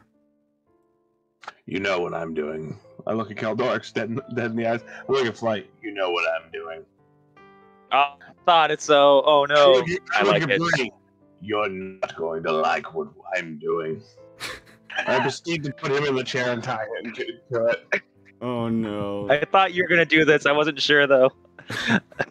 This is how I get information. It works really well. I get friends this way. We got a friend out of it last time, so... Yeah, this is how you make friends. This is terrible. This looks terrible, and nothing will happen as long as he doesn't be an asshole, I promise. This is actually me trying to talk to you, Bree. Oh, okay, yeah. I also want to make sure that I tie him, we tie him up in multiple, the ropes in multiple different directions, just in case he changes shape and, shrinks or something, so that he can't get out right away. Okay. Yeah. Well, with that attention to detail... No, I'm full on for torturing this guy who hurt us, if he doesn't want to give up, or they don't want to give up information. I just didn't think chopping their feet off was a good first step. Steven cracks his knuckles and produces a cloth and looks at Flight. Can you get some water? I actually switched elemental attunement out for Shape of the Flowing River. So I can create a bonfire and get a bucket of snow. Yeah, I was going to say Bree gets a bucket of water, a bucket of snow, and brings it in and puts it over the fire. I just immediately firebolt the bottom. I could also create bonfire, so we have a little bonfire. So yeah. We have now we not only water but hot water. We've upped the ante. No. This is extreme waterboarding. Oh my Waterboarding God. X. Well, we're waiting. We're waiting with our boiling water. So, yeah, well, I mean, Kaldorix creates a bonfire. Bree fills up this bucket with snow, and Dr. Lazarus blasts the bottom, heating it up even more. Yeah, this water just starts boiling. And you got this guy. He's unconscious in the chair. I don't know if you put a cloth over his face yet, but that's where we're at. I look at you guys and I'm like, are we the bad guys? Right when that said, I look at Kaldorix because I know it's hot. To take it out of the fire. We're not that bad. But let's not be that bad. Well, we still need to melt the snow, but okay. So we'll just like move it for the fire. Take much cool milk it down snow. a little bit. We're also probably going to have to refill it multiple times as well because snow shrinks a lot when it goes into water. So we're not going to get that much water from a bucket of snow. We could pack it into the bucket. I trust the Canadian. It's not. We just don't need. We don't need like a whole bunch of it. What is this thing you're doing? Isn't it? Is this like putting pennies on the eyes, like something you do to the dead, or is this you giving him a facial?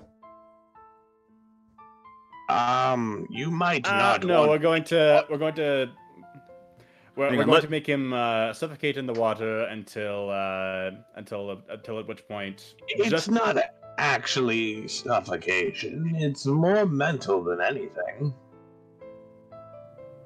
Oh no, we lost Parker.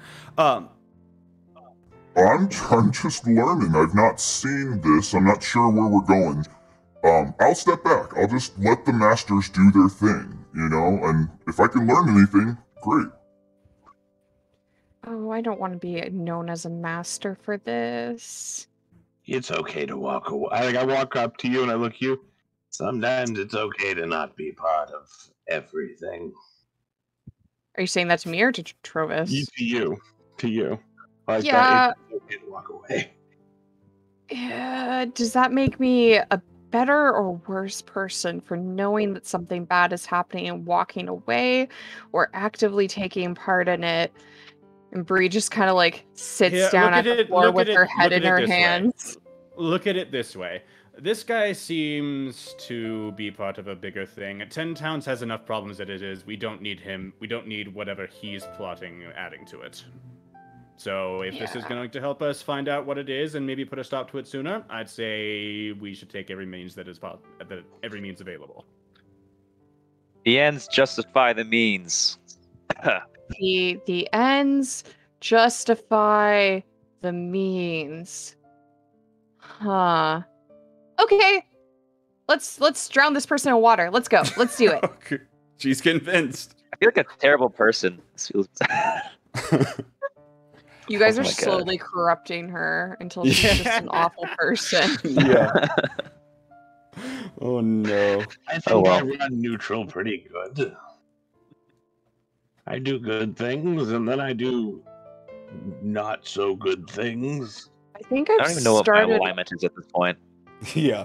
I think I started off as chaotic good. I think I might still be chaotic good.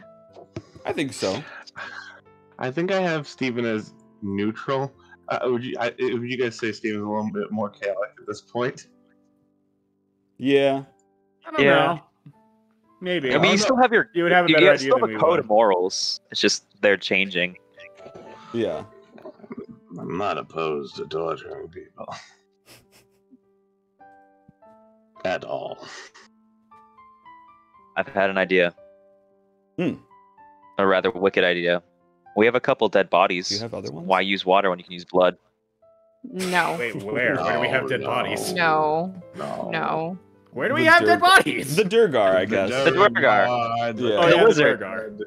There's some. I don't know how much will be put off by those. I don't know if he was working with them. No, he meant to use blood instead of water. That's insanity. That's foul. That's just wrong. That's a war crime. Criminal. I thought the ends justified the means, I guess.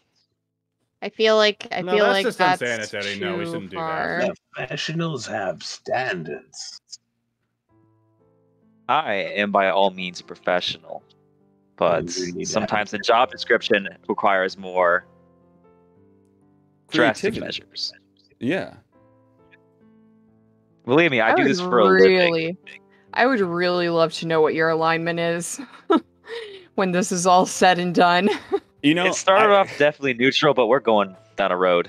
I don't know how it, like, him using the blood would like totally ruin anything. So roll a persuasion, and we'll just, if you get above a 15, I'm gonna just let you tell them to use blood.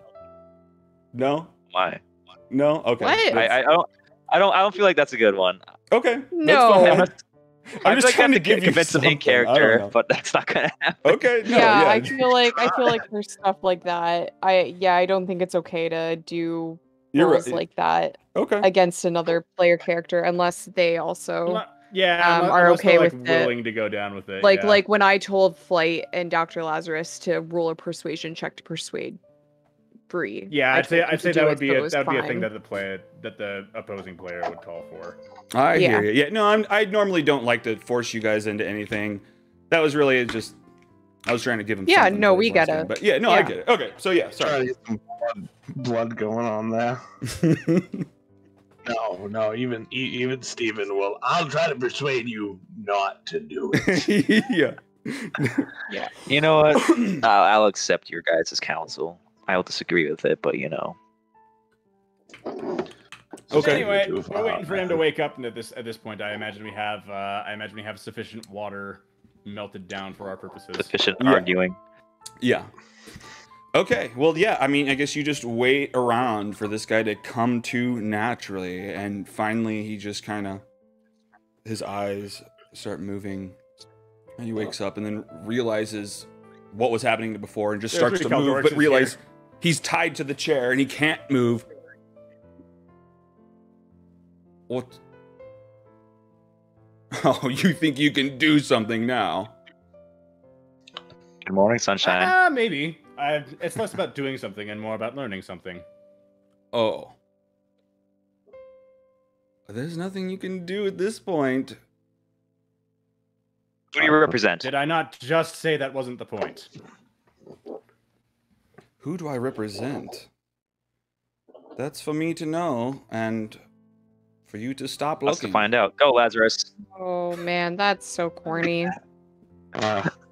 Another Caldor, because we all look like Caldor. All us three still. Oh yeah, I forgot. Yeah, all of you look like Caldorics. Yeah, you do. One Caldoric, a cloth over his face. Oh, so yeah, he probably can't see then at all. No, I do it right now. No, I'm. Oh, you plop it on. Okay. Okay. Yeah, and he was like, hey, so that's for me to know and you find out. And I'm like, I'm not talking because I know I don't sound like Caldorics. I'm just acting. So I put the cloth over his face for somebody to waterboard him. All right. Let's get it going. Waterboarding time. I guess I'll pour the water. I'm going to go grab a water. But anytime Caldorix needs Steven to waterboard him, he'll waterboard him. Okay. Oh no!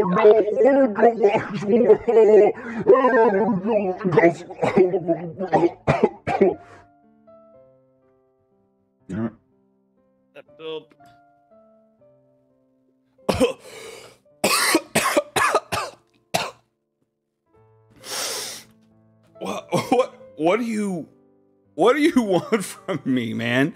You're getting in the way. You just need to stop looking and you'll be fine. Who do you answer to? It's the easy way or the hard way, and I have an abundance of time. You might think you're a master of changing flesh, but believe me, I'm a better one when it comes to shaping flesh. I like twiddle a knife in my hands. Okay, I guess give me intimidation. Bree will mirror Bree will mirror with another knife, so that it's just like ominously. Oh, that was persuasion. Down. Oh shit! It's the same exact stat for intimidation and persuasion for me. It's +6 in charisma. So, yeah, that's fine. Yeah. And what did you say, Bree? I'm proficient in both. Who? Bree, you were doing something as well? Oh, I was just also doing. I was mirroring the same motions as Caldorix, except for from the other end. So it looks like we're both doing the intimidation thing as an assistance thing. Right. Okay. Awesome. Well, roll another one just for the advantage. See if you get Myself a critical. or Bree? You. I was assisting you. You, yeah. Gotcha. What did you say to them? I was saying, tell us who you're working for, who you represent. You may think you can withstand this pain, that you are a master of changing flesh, but I also have my ways with shaping flesh, and I start like tooling my knife, kind of like, yeah. Look, we don't work for one individual per se. We're a group. We're infiltrating everywhere. But you are chosen one, and it's you who will stand in our way in the future. I don't think I heard a name, Flight. Did I hear a name? No, I didn't hear one either. Lazarus! I'm gonna have Lazarus, continue the waterboarding. Okay. Awesome.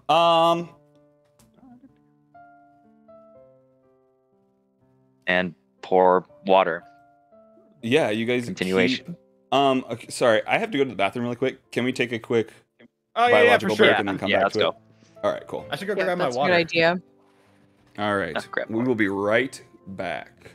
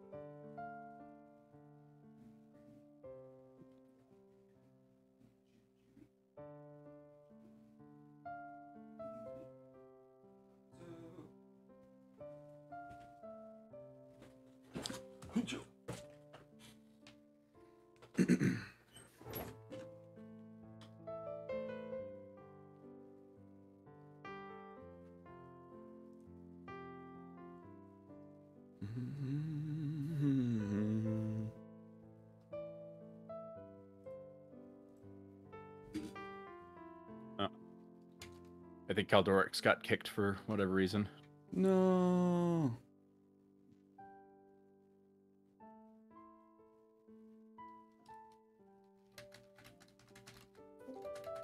Oh, there he is.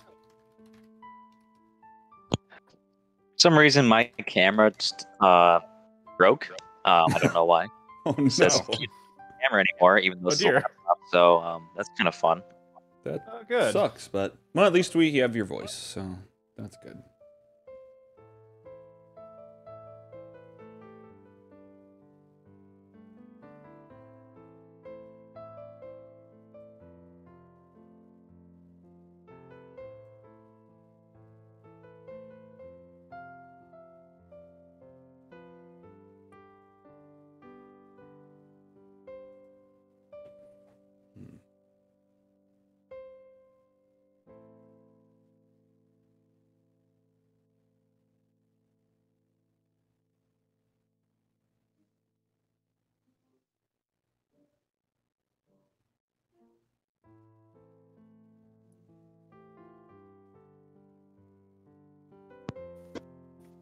I want to tell you all about the snack I've made. The snack you made? Baby carrots and Frank's buffalo sauce. That's good? Huh. I imagine it would have a little bit of trouble sticking to the carrots.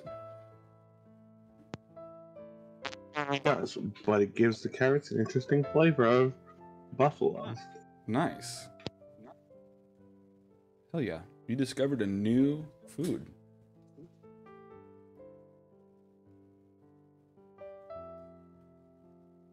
Do I have something to snack on?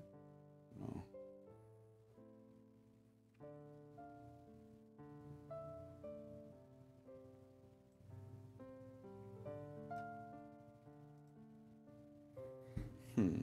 While we're sitting here, let me just flip through and see.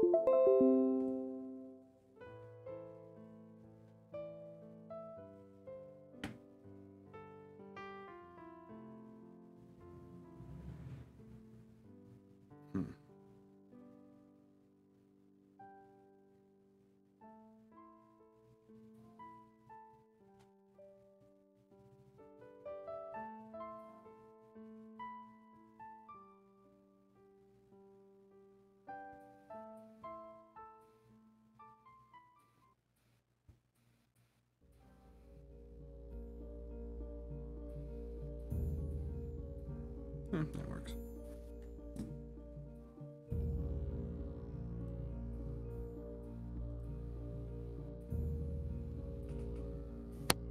I'm back. I'm just gonna have my camera off for a little bit. I just reheated my dinner. Okay, dope. I think we're all back now. Are we all? Tom's here too? Mm-hmm. Because he was just he was telling us about the baby carrot. Hell yeah. Yep. Oh. All right. Are you ready to go, Tom? Boop. All right. Sweet. Okay. So, yeah, you guys were asking questions to this Kaldoric's doppelganger, and yeah, Bree is mirroring Kaldoric's movements. This is the weirdest scene. Then we didn't really get a straight answer, so Kaldorix told Lazarus to start waterboarding him again. Yeah, you're like, I didn't hear a name, did we? Okay, so yeah, I guess give me another intimidation check with advantage. All right. Another 19. Look, we don't have a master yet. Or he's not free yet. But I just heed this warning. Stay away from Eriolarthus. That's not important. I guess you guys write that down. I mean, I can write that down too. Eriolarthus? Eriolarthus. I'll type it in here.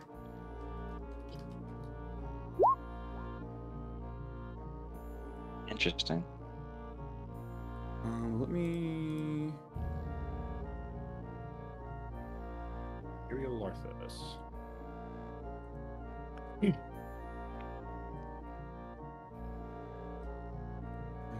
Okay, yeah, and so that's... He's very calm for just being waterboarded. I need to switch that up. Stay away from Arthas. Is that a place? Is that a name? What is that? It's our future lord. And yours as well, if you don't back off.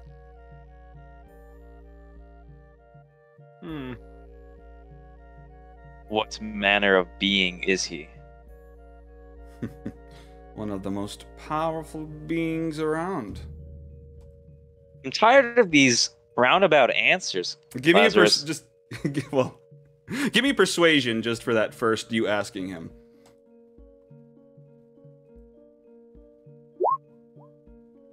And what did you ask him? I said I'm tired of these roundabout answers, and get a straight answer. So, what manner of being is it?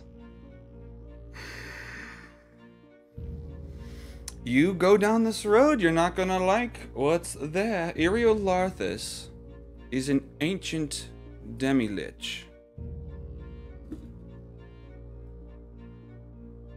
I look at Lazarus, shrug my shoulders. I don't really know what that is.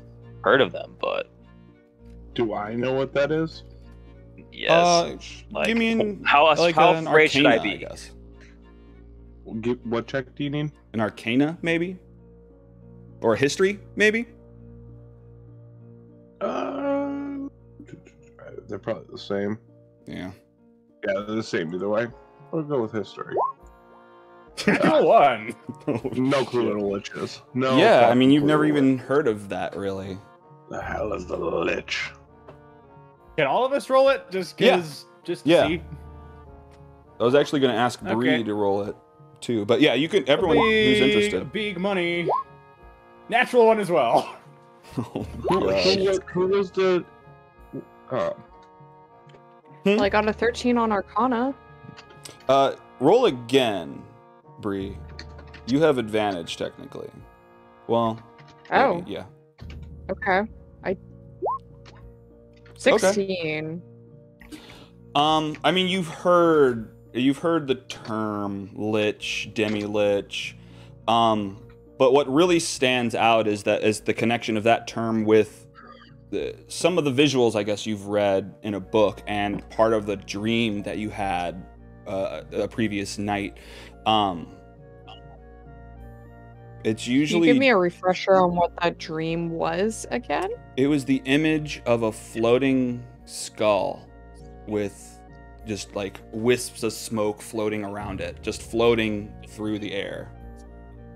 Right. That was right before we touched down to start fighting the dragon, so I haven't had a chance to tell you guys about it yet. I will not do so now either in front of this changeling thing. So you're somewhat familiar with how dangerous this type of a thing is. Mm-hmm. But yeah, I mean, you're staying quiet because you don't want to talk in front of that guy. Yep. What happens next, you guys? Arthas. That sounds like problem we can deal with later. You, on the other hand, we need to figure out what we're going to do with you. What would you do to me? And he morphs into you. Oh, don't hurt me. I'm just a tabaxi. I'm morphed into flight. Now you're just starting to sound like a sadist. Bree breaks her silence. So you, Kaldorix and Bree Kaldorix are standing there. Dr. Lazarus turns into flight as well. What are you Oh, you have one on your side, do you? Brother, why do you turn on the group? I guess he's saying that to you, Dr. Lazarus. Show me your true form and I'll show you mine. You know what we look like. I do. Or don't you? Am I wrong here? I'm saying too much. Y'all can go to the hells. I wish. Anyway. I wish. What? Where's the rest of this group? We're everywhere. We're the people who guard you while you sleep. We can make it a date if you want. Oh my god, I'm tired of this guy. Lazarus. You can take his feet now. You can... Alright. Alright. I'm gonna use my knife and not cut it off in a nice way. You know. Okay. Oh no. Okay. You cut his feet out. Do you want my wolf to bite it off for you? We can each should we each take one? Sure. Sounds good to me. All right. I can get my wolf to bite the foot off. Oh, so yeah. I start sawing through another foot. I'm going to give you a bone. Before either of you do anything, I get 2 pieces of string and I tourniquet the legs. You take a piece of string? Oh no. And I tourniquet the legs. And a stick. Oh, you turn. And a stick. Yep. And I twist. Oh. And I go, God. okay, now proceed. Ow! Fuck! Fuck! Oh. Discord is flipping that. Wow. Yeah. That's a thrill. Okay. All right. Look, I don't know where everybody is. We infiltrate where we can. I don't... What else can I tell you, man? Fuck, I'm not gonna be able to walk anywhere. Are you capable of anything other than shapeshifting? You mean you can't just grow yourself a new pair of legs when you change forms? No. Oh, is that what you thought? Like a lizard? Well, now I'm fucked. I don't know what you can do. Well, good. Well, good. Yeah. If I don't know. Let's just talk about don't the make chosen yourself, one. I'm sorry. If you don't make yourself more valuable to us, we will take the rest of your limbs before taking your life, or we can give you a merciless, less painful death. Well, when you're a part of a whole, sometimes you sacrifice yourself for the benefit of the good. If that means saving what's going on, I'm happy to zip it. He's bluffing. He's bluffing. Yeah, I mean, give me an insight if you want. Give you an insight? Sure. Yeah. I will gladly do this. I would like to try. I'm not good. But... Well, who said he's bluffing? One again. I said he's bluffing. Okay, so yeah, you got a 6. No way. Okay. Also, do I get to roll intimidation for that? Sure. You know what? My intimidation is -1. Maybe I shouldn't. I mean, I got +6. Yeah, but I was the one talking. Oh yeah. I'll try. An 8. Not very intimidating, but we know that he's bluffing, so he was just. It just meant that he was brave enough to try. Oh, with your 14. Well, that's for. So hang on. With the bluffing, it seems like he's not really being exactly. What he's saying is not lining up with what his intentions are. I think that's. I don't know if that adds any more clarity to what you already thought, but yeah. Yeah. I have one more question for you. You said that there were several more of you out there. Are they capable of more than just shapeshifting like you? We have a number of skills up our sleeves. Such as? He says that while you're saying it. Oh, right, because he still looks like me, doesn't he? Well, that too, but like he knows what you're saying as you're saying it, so he's saying what you're saying at the same time. Oh, okay. Okay, well, my question stands. Well, may I, everybody, real quick? Just. I turn back into myself. I take my turret off my shoulder. I put it on his. I aim it at his head and go, "Is there anything else we need from this gentleman?" Yes. Okay. I still have a question or two. He said something about chosen one. What the hell does that mean? He doesn't know. Well, I'm going to lean in and whisper in his ear and say, "Tell him, or I will make mushrooms sprout from your fucking skull, and it will be the most painful thing you have ever experienced in your entire life." Give me that intimidation then, yeah. Oh, man. Hopefully, Fingers crossed. Knock on wood. Oh. Yes! Fuck yes.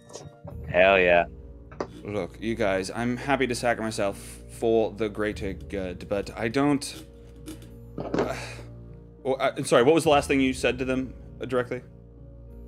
He wanted to know what the chosen was about the chosen, and you're just trying to force that. Yeah.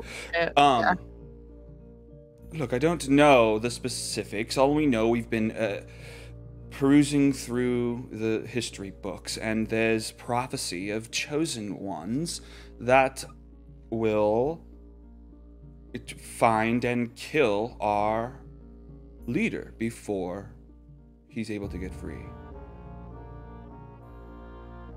How would they go about doing that? I say as I start blowing lightly in his ear. Go about killing my master? Yeah. Blowing, and are you flirting with him to tell them? No, I am getting ready to blow spores into his ear. Yeah, it's actually... He doesn't know that yet. He just thinks you're blowing in his ear. Okay. What was your question? It only takes one thing from me, and I blow all of my spores into your ear. And then poof, mushroom head. If you're putting me in a tight spot, the goal here is to keep my master alive. And if you have to kill me to keep him alive, I am almost all for that. He could end up dead either way. I mean, if we are better that I don't facilitate that.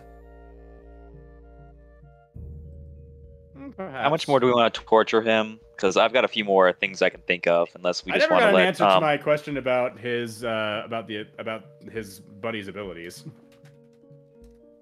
Well, give me an insight check. Give you an insight? Mm-hmm. 14. So what he did before, you are able to tell that he can read your mind, and that's why he was able to say what you were saying at the same time. Okay, so yeah, this is exactly what I thought it was above game. Neat. So, So Bree, you were pushing on how to kill his boss. Yeah, where to find it and where to find it, I guess. Yeah, I'll let Kaldorix continue to ask questions while I hover ominously by his ears. Okay. I guess I'll approach a bit. I said, "You seem to be fine with dying. However, you still seem to feel pain. How much pain are you willing to go through before you get that death? Is your master worth so much that you're willing to endure pain, and I will make this last, and you will not find rest, and you will be my prisoner. And I will remove your limbs, starting at the knuckles, knuckle by knuckle. And you will feel pain, and you will not have your release until I get my answer. So ask yourself. Well, give me an intimidation. What are you willing to endure? Advantage, because of your flair on that.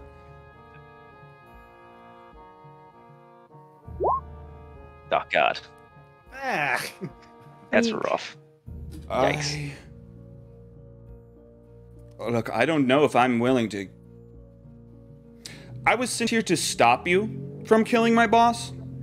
So it sucks, but I think I might have to let you die unless you have different... is there some sort of agreement we can come to? I don't know. I mean, we have to stop you, so I don't know what else to... You guys are a problem for me. You could hire us. to not kill my boss? There you go. What's it gonna take? Just a signature, my friend. A signature? From your boss. Okay, let's talk about this. If a deal can be made to let him live, I'm all ears. I just need his signature. And I produce the board out of my bag. When I take a drop of blood, I can make this say whatever I'd like. And then I have the board say, put a drop of blood on it and it says whatever I like. Whatever I like. Nice. Okay. So, some sort of agreement, as it were. A contract. A contract. In what? Can we get a copy of this contract to run by my people? No. I obviously Eriolarthus would like to see what he's agreeing to. All we need is a destination, my friend.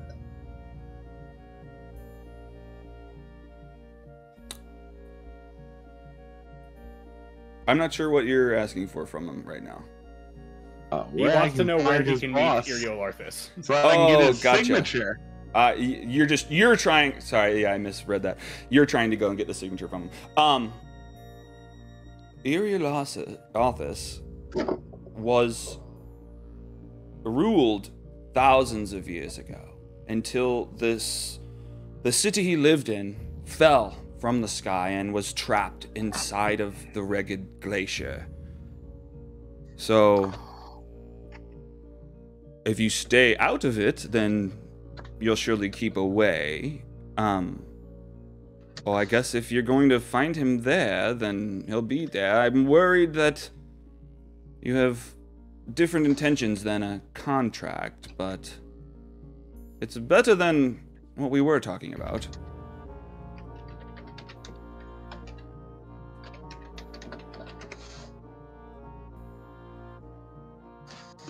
So I guess I know on an out-of-game level, I guess I know what my visions have been leading me towards now.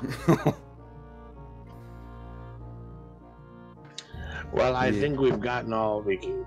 What is this city name? This is Caer Koenig. No. I'm asking that guy. Yithrin. What is this? Yithrin? You spell that for me. Do I recognize that name at all? I don't think you've seen a name or anything. No. Okay, but it definitely matches the description from my visions. Oh, right. Okay. Yes, cool. Yes. And I already suspected that place that we went into, to fight, what's his face with the clone, the sorcerer dude with the clone, or wizard, or whatever. Zan. Mm-hmm. Zan. When we went to fight Zan, I suspected that was that city, right? Yeah, it was broken off from that city, yeah. Yeah, that's part of it. Cool. Connecting the dots in my head. I look at Caldorix and go, well, I think that's enough for me. What do you think? I'm good. Bree, you can kill him in your fun way if you want to. If everyone's agreed. I blow spores into his head. My life for you, Eriolarthus. And you blow your spores into his head. And give me the description. I mean, you're gonna kill him. How's he die? What does it look like? Well, first this is gonna get pretty dark. So first his eyes pop out of their sockets and start to be replaced by fungus. Okay. And then it starts to come out of his, down through the nasal cavity and out through his mouth. And then you start to see some coming out of his ears until eventually his head just explodes. Oh, God. I mean... Caldorix says beautiful, I say I'm guessing you would actually really dig the Baldur's Gate 3 trailer that actually shows Ceramorphosis. I think you would actually dig that. Oh, nice. I'll have to look it up on YouTube later. Oh yeah, it's real gross. It's awesome. Yep. I'm a horror fan. So yeah, Caldorix is like awesome at the same time that Trovis is like, what the fuck?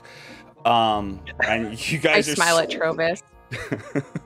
And he just gives you this scowl like, what? The ends justify the means, right? Right, Caldorix? No, yeah, I'm not judging. I've just not seen anything like this. This is... how can I get that? I didn't hear it. What? Sorry, I can't tell what he's saying. I didn't understand anything Tropa said. My bad. Neither did I. Yeah, he's just like, I'm not blaming you. I'm just, yeah, I've never seen anything like that before. That's crazy. How could I learn those magic tricks? Well, first you have to study the relationship between life, death, and rebirth, and then how fungus nurtures the world around us. And then you have to have some sort of also like innate ability for it. Oh, you have to be born with it. Well, I'm not... How do druids work again? On a mechanical level? Basically, they're attuned to the spirits of nature and like natural gods, basically. Yeah, okay, so it is kind of an innate thing, then? Yeah, they use divine magic. I think. Yeah. Oh. Yes. Well. Shoot. Well, I guess I can't have everything, you know? I've got my adventure stories, and those will have to do. Maybe I'll live vicariously through you all. You seem to be doing a good job. Yeah, it sounds like this might be a bit of a... It sounds like it might be a bit of a time commitment. Yeah, I definitely don't have time for that. I've got to... Well, maybe I do. You know what? I'm thinking of throwing away the bottle ever since this battle, so... Oh, maybe. Good for you. Throw it into my hands, please. What did you say? If you... Actually, I've been meaning to want to try something with you. Well, hang on. Before you go for it, Caldorix, what were you saying? I just said if you're going to throw the bottle away, make sure it ends up in my hands. Oh, gotcha. This is how we lose Caldorix for the next 2 months, just drinking all of Trovis's supply. Yeah. That's funny. Well, okay. So yeah, you say that to him. And then, sorry, yeah, Parker, what were you doing? Yeah, Flight just says, actually, if you're thinking of giving that a shot, I might have a good means to help you out with that. Oh. In what way? Have you ever tried meditation? I mean, that's kind of like when you drink yourself to a point where you can't think? No, it's emptying your mind with your mind. Sounds like the same result. Not quite. Okay, the drunken master. You seem to be, to be professional at this. I'll heed your word.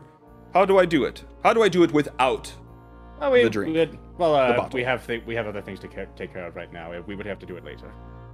Oh, well, I'll be here. Well, you know what? I think we're probably going to move everyone down to Bryn Shanda behind the walls at the moment. So catch me there. Yeah, that's what I mean. Yeah, that's what I mean. Wonderful. Well, I guess, are you guys going to clean up this mess, or... Rizori sweeping the spores into her spore bag. Well...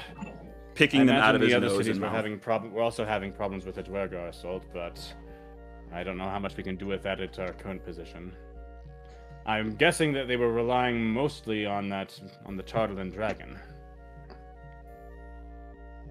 That's what I would. They were relying on it to soften their targets up. But since it's gone, they don't have that to count on anymore.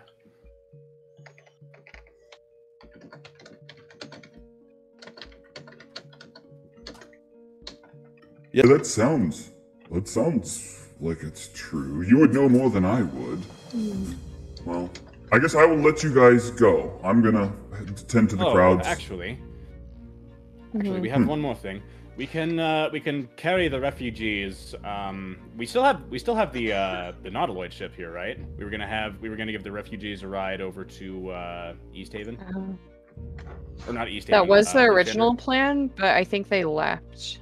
Did they? I don't think they left yet. Technically, they haven't gone anywhere yet. You haven't talked to them about it yet, so you could definitely go over there and talk to them. That's what I wanted to ask them about, is if we could cart the refugees over to Bryn Shander. Gotcha. To Bryn Shander. Well, that was their destination, right? Because East Haven is well, right. Flames at the moment. Yeah, well, it's just because you're talking to them, and essentially, well, here. Well, look, we have to repair the ship. Now, we were cool coming all the way out here, because that keeps us away from that dreaded mind flayer that escaped. I just worry if we head that direction, he may be able to find us. It's not. This is just much closer than that. It's the mind flayer escaped over Mare Dwalden. We're only going. I don't think we're even going that much closer to it. We're kind of going in perpendicular direction. Let me look at the map again. I can't remember exactly where Bryn Shander is. Well, it's technically closer to it than where you're at. It's but closer, but yeah, exactly. But either way, I mean, it doesn't negate what we're talking about. So, Well, so you just need a ride. Yeah, you wouldn't stay there. If that's. You told us that you kind of have a limit, and we don't want to push you beyond that. So we just we go there, you drop us and everybody else off, and then you go about your business. Give me a persuasion. That seems agreeable to him, though. Just don't get 0. Okay. 21. Okay. That works. Okay, that's agreeable. You brought us the Psi Crystal. We can drop you off at the town, and then then we're heading out. We have to find a spot to fix this securely. I thought they were gonna fix it it's going to be a long trip for these refugees by foot. What, Bree? I thought they were gonna fix it at Lazarus's tavern. It's the groups, but yes. Oh, yeah, okay. it's Oh, that's yeah. I mean, when was that talked about? I think we actually did. Yeah, I think we actually suggested to them that they could hide out in the woods in the forest up by Lonely Wood. Yeah. There would be a lot of good places to hide the Nautiloid there. Because Lazarus had wanted to also talk to them about building stuff together while they were repairing the ship. Oh, yeah, okay. He wanted to build like a bigger version of the sun thing, the control weather device. Okay. What was it? Summer Star.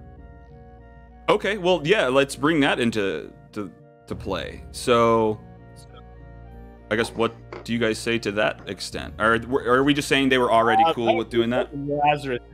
We had discussed getting that. the refugees. I'll stay close to the captain while we're like on our way back, so they can prepare to try to convince them to do shit. Okay. Okay, well, so let's say you guys all climb into the Nautiloid. What did you do with the body of the doppelganger? We're gonna burn it. We're gonna burn it so that nothing remains. There's probably some like leftover fires going on here. Yeah, no, take no chances. Take no prisoners. Make sure he's not on him. Oh yeah. We could loot it. We could loot his body. Well, he's got a sword. I'll use my my once daily detect magic to see if there's anything magic on him or them. Oh wait, he's dead now, right? Yeah. So his body, as he's burning up, it changes back from, I guess it was flight last, and just morphs into this weird-looking, gray-skinned creature. What, Dr. Lazarus? We watched Flight die. Pretty much. You've done that like twice already. It's fine. Fair enough. Can we roll knowledge checks as it changes back into its other form? To know what it is? Yeah, because it would have died as Breeze fungus was killing it. Sure. Yeah. Oh, yeah, so it would have... Yeah. Okay. So, yeah. I'll give you advantage, being that you can see it in its true form. What are we rolling? What, maybe in nature? Considering I know above game what this is, I would call for either Arcana or nature. Okay, well, yeah, Dr. Lazarus for sure knows. Bree's unable to quite place this weird grayskin thing. So yeah, Flight and Dr. Lazarus are both familiar with this type of creature. It is a doppelganger. It can change. I mean, obviously you guys know, but yeah, it can change into the form of forms, and it can read minds. Oh, Jesus Christ. And he mentioned that there was a number of them. They were everyone. They were the people who guard you. Who knows where the next one is? Okay, so you guys are headed towards Bryn Shander in the Nautiloid ship. Let me get... Oh, whoops. And then, Dr. Lazarus, you were going to talk to them on the way to convince them to come to Lonelywood? To come to Lonelywood to help me build something. Build something? Well, now you've got my interest. What are we building? I pull out the something star. The Summer Star. Summer Star. This, but on a much larger, more continuous scale. Interesting. May I see it? I pass it to him. Huh, interesting. Arcane ruins. You made this? I made one of the rings on it. This is incredible. What does it do? And gets rid of the snow. Turns this place. It defies the Frost Maiden's will. Oh. That's not good. I heard... Well, he probably actually hasn't heard anything about the Frost Maiden, so yeah. Oh! That doesn't sound good. I mean, unless you want to. Do we want to defy the Frost Maiden's will? I do. My family has started giving intention. Well, let's defy it. Okay, so we want to make a bigger one. Huh. And you know, actually at this talk, Bree, you're having flashbacks of dreams. And I mean, even the mention of a larger version of it coming out of Dr. Lazarus's mouth, you flash to one of the visions that you had seen of the city. And it's literally almost... Crystal? No, I don't. You didn't get a picture of it, but it's in a description early on. It's essentially just a large version of what Dr. Lazarus just pulled out of his bag. Oh, okay. So I take a piece of paper and a pencil and I start sketching out what I had seen in my dream. And I hand it to Dr. Lazarus. I'm like, is this what you want? There are like little spore smears across the paper. The dimensions look right. They used to have one of these in the floating city. So it's already been done. Yes, if my dreams are accurate, which they seem to be. I think... Am I going crazy? What? Am I going crazy?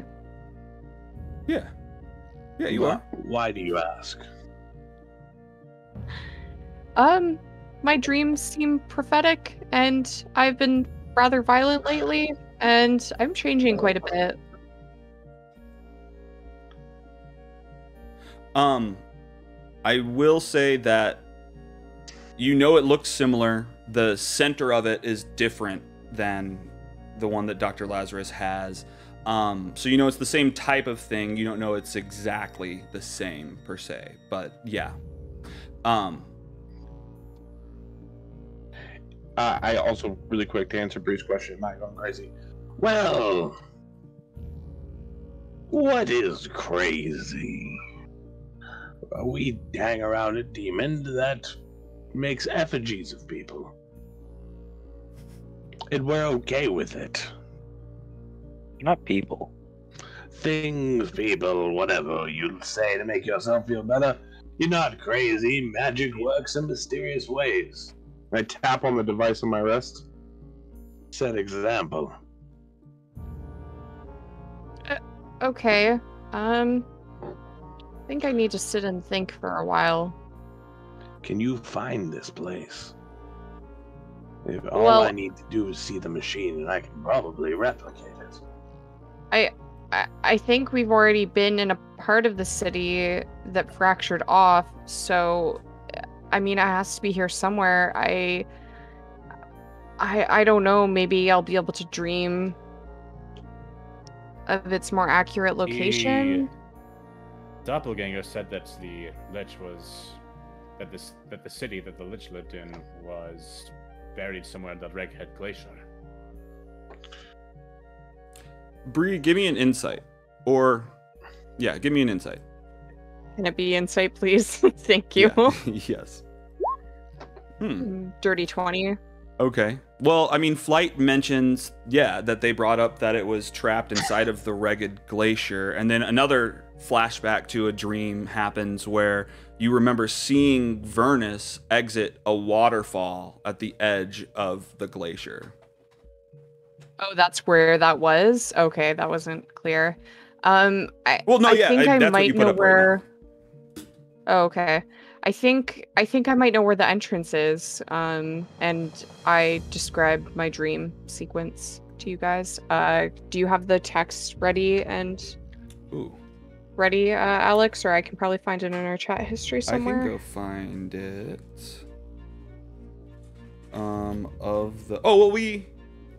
I think they all heard it because I read it in an opening. Maybe. Did we? Maybe not. Maybe you it's guys. The one where my mentor comes out of a glacier with someone else, and you can see like the I think the sun doing something weird. Like it was almost like it was the start of the eternal winter. That does sound vaguely familiar, but I don't remember what it actually said. I feel like I wrote it somewhere. I'm looking for it. Hang on. Dream. Thank you.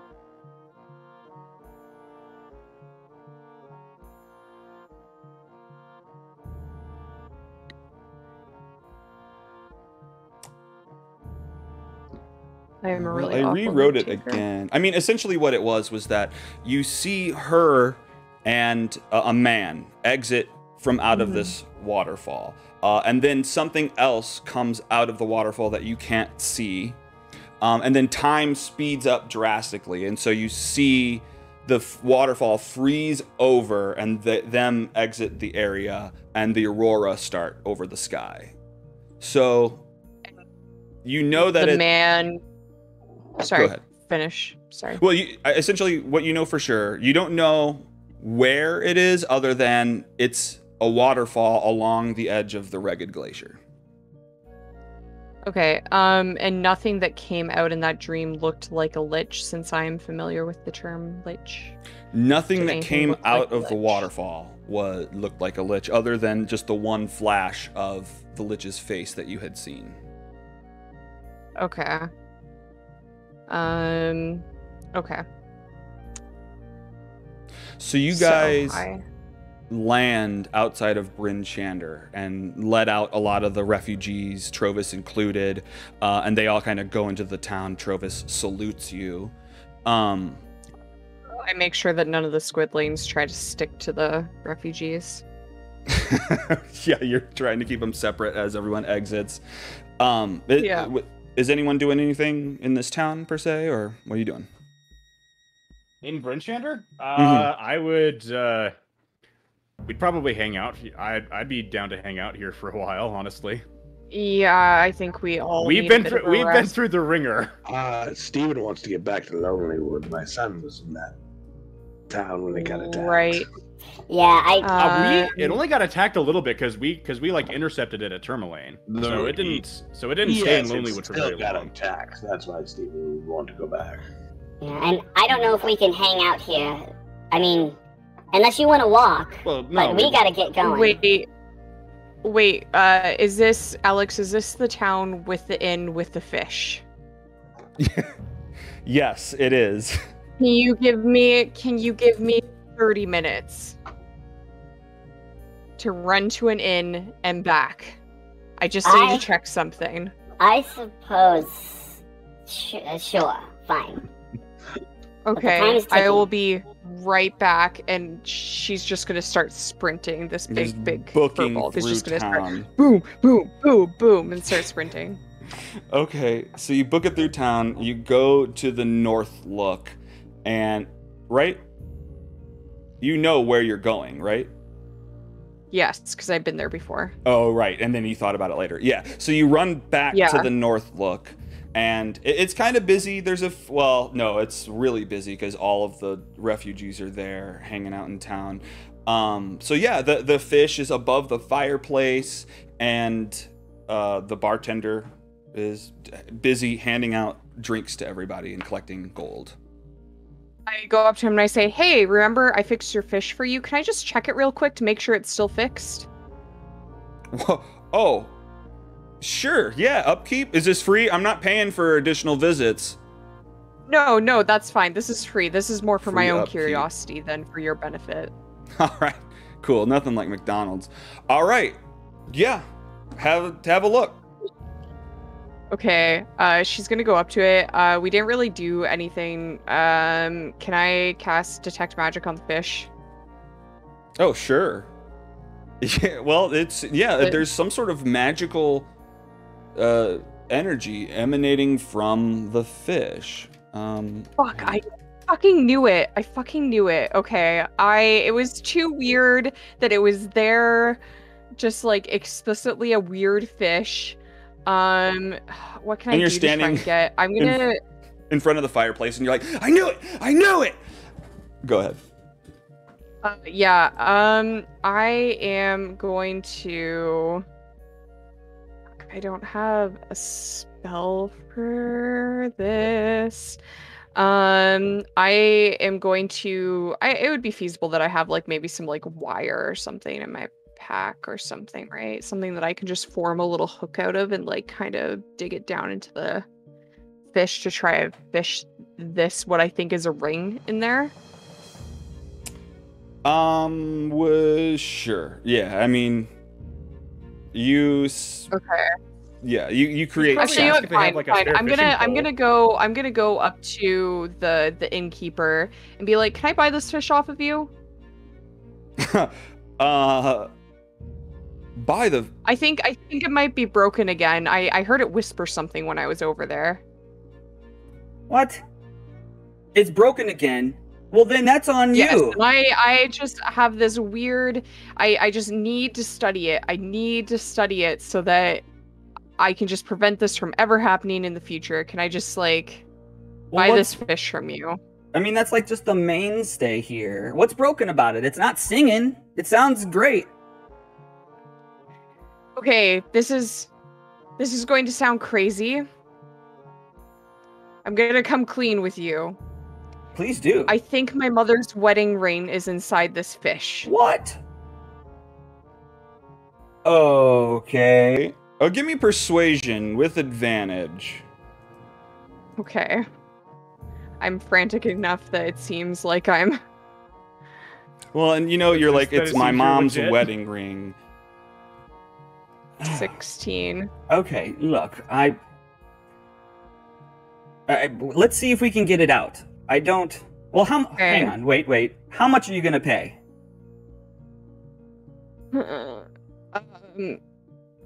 How much would you want for it?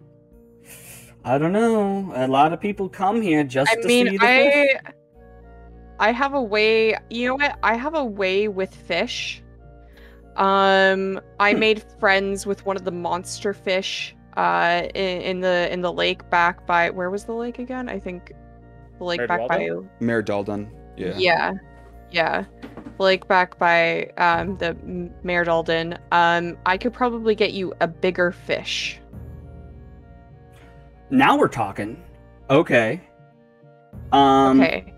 So the next time I'm there, I will get you a bigger fish and I will bring it back to you. And 50 gold.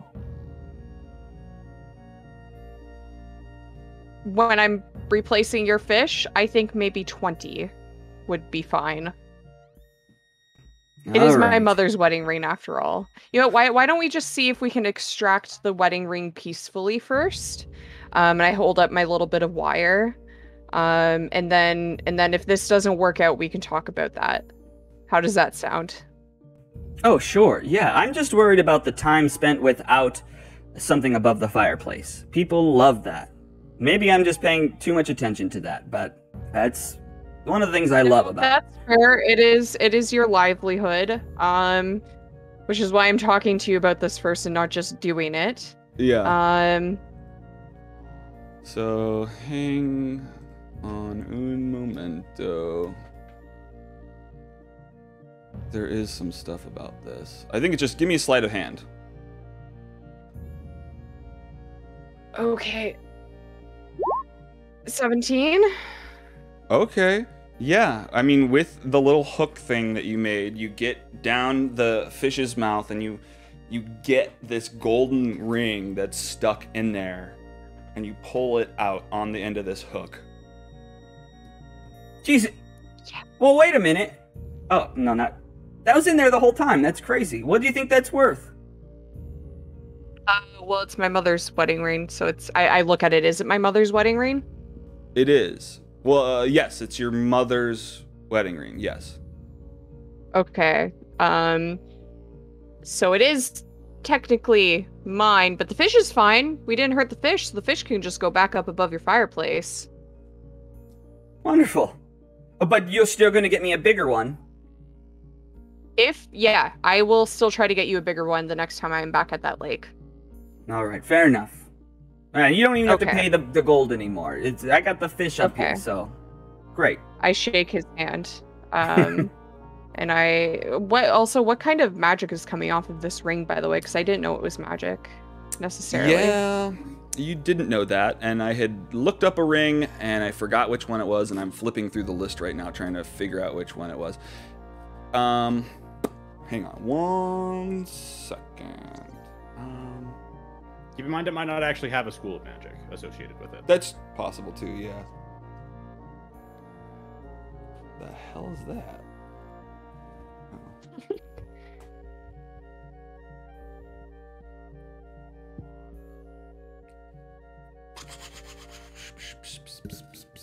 Hang on, let me just do a Google search here. I just had...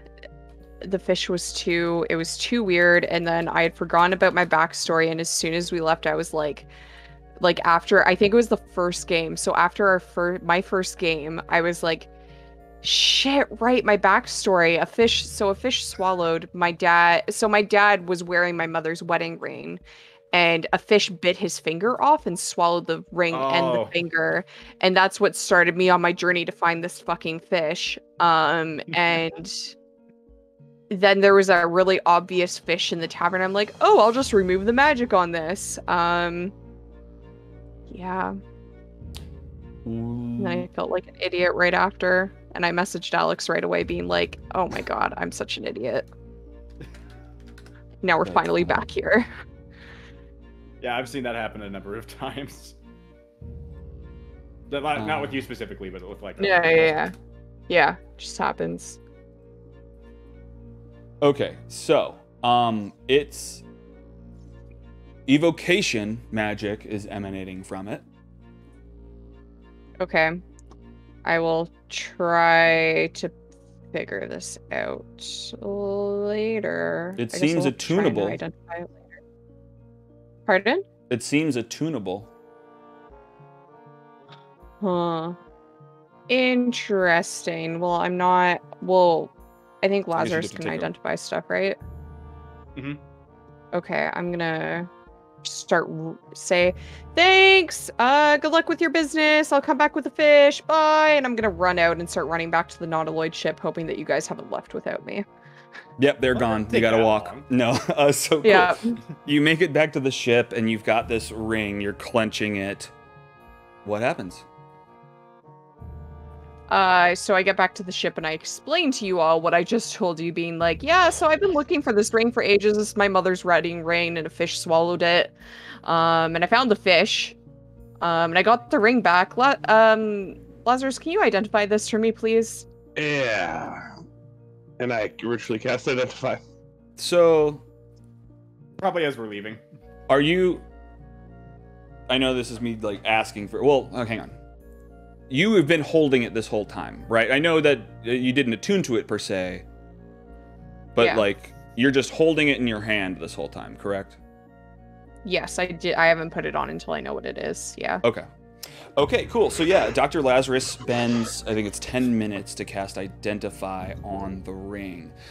It looks like while wearing this ring, you're immune to magic that allows other creatures to read your mind, determine whether you're lying, know your alignment, or know your creature type. Well, that's so convenient. That's like a beefed up ring of wild shielding. That's awesome. Cool. Does it have a specific name that I can add to my D&D Beyond sheet? Kind of. Yes, but I would before you if I had do to that. Name it. Wait, it's not an actual item, it's an item that you've just kind of adapted? That's not the specifics yet, but I technically just want to move forward before I let you put it on your sheet. So like, you know what it does. I mean, do you... I believe Identify also reveals any name associated with it. Well, no, it does. Well, okay, sorry. Ring of Mind Shielding. But, like, before you go look it up, what are the next things that happen? And I mean, you've determined that this has these powers, and it's attunable. Well, now that I know that it's not harmful, I'm going to put it on if it'll fit. I think magic items kind of... yeah, magic items adapt to your size. Yeah, so I'm not gonna put it on my my left ring finger. I'm gonna put it on my right ring finger because you know. Okay. Yeah. Yeah, and it shrinks down just to perfectly fit, and then you hear a voice. Hi. Oh. Hi, honey. Oh shit. Mom? Yeah. Yes.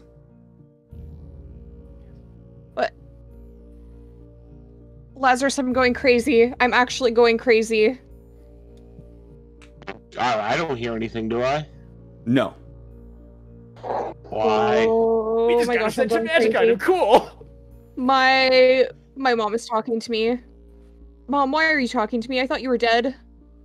I am, honey. I thank God you found me. I've been stuck in that fish this whole fucking time. Oh and my he's gosh, not very talkative. Oh. I've been to that inn before and it did. Oh, I'm so sorry. It's okay. I've been waiting. It's been tough since that fish bit me off of your father's finger. I've had no one to talk to. Wait, you talked to my dad and dad didn't tell me? Well, we thought it would... I don't know. Look, when I died with this ring on and it absorbed me into the ring, and so while you wear it, we can communicate. I can always choose to go into the afterlife, but I'd always hoped that I would maybe run into you again.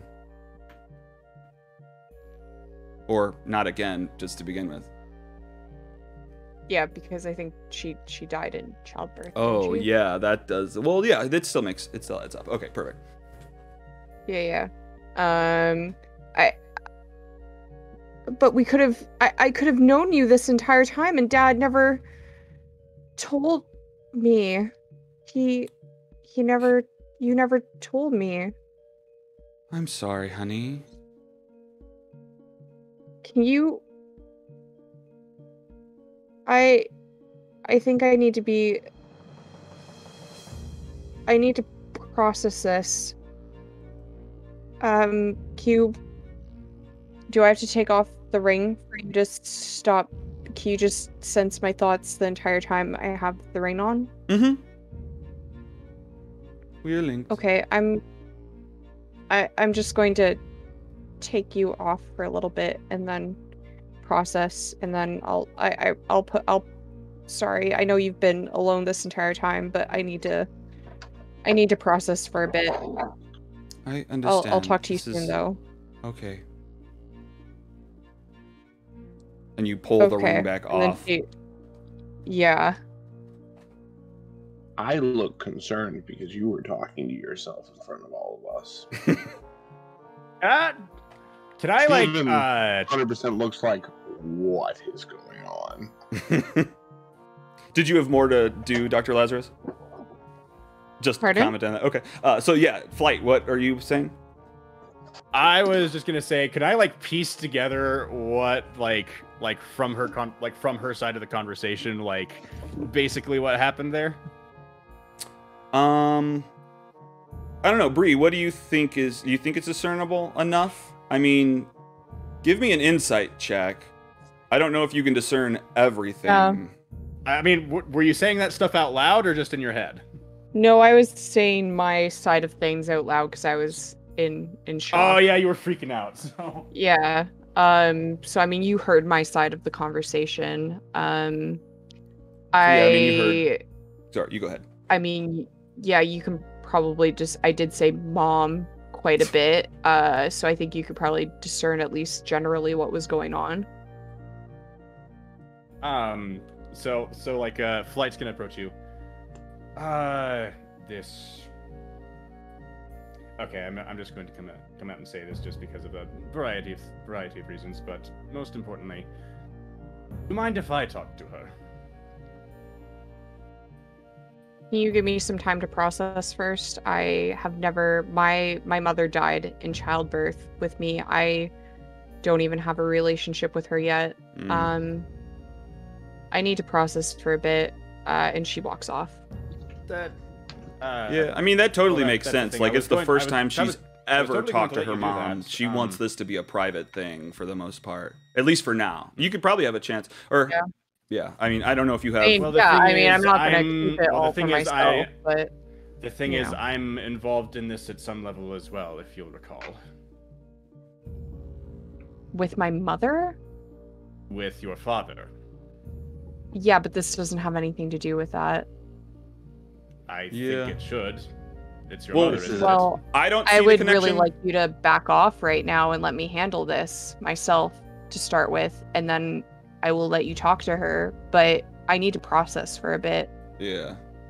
Well, yeah, I don't think the connection that you're seeing is so much there. So, I mean, maybe you can look down that later, but yeah, Bree is like in shock right now. And so probably doesn't want to let you talk to her mom separately from her, at least right now.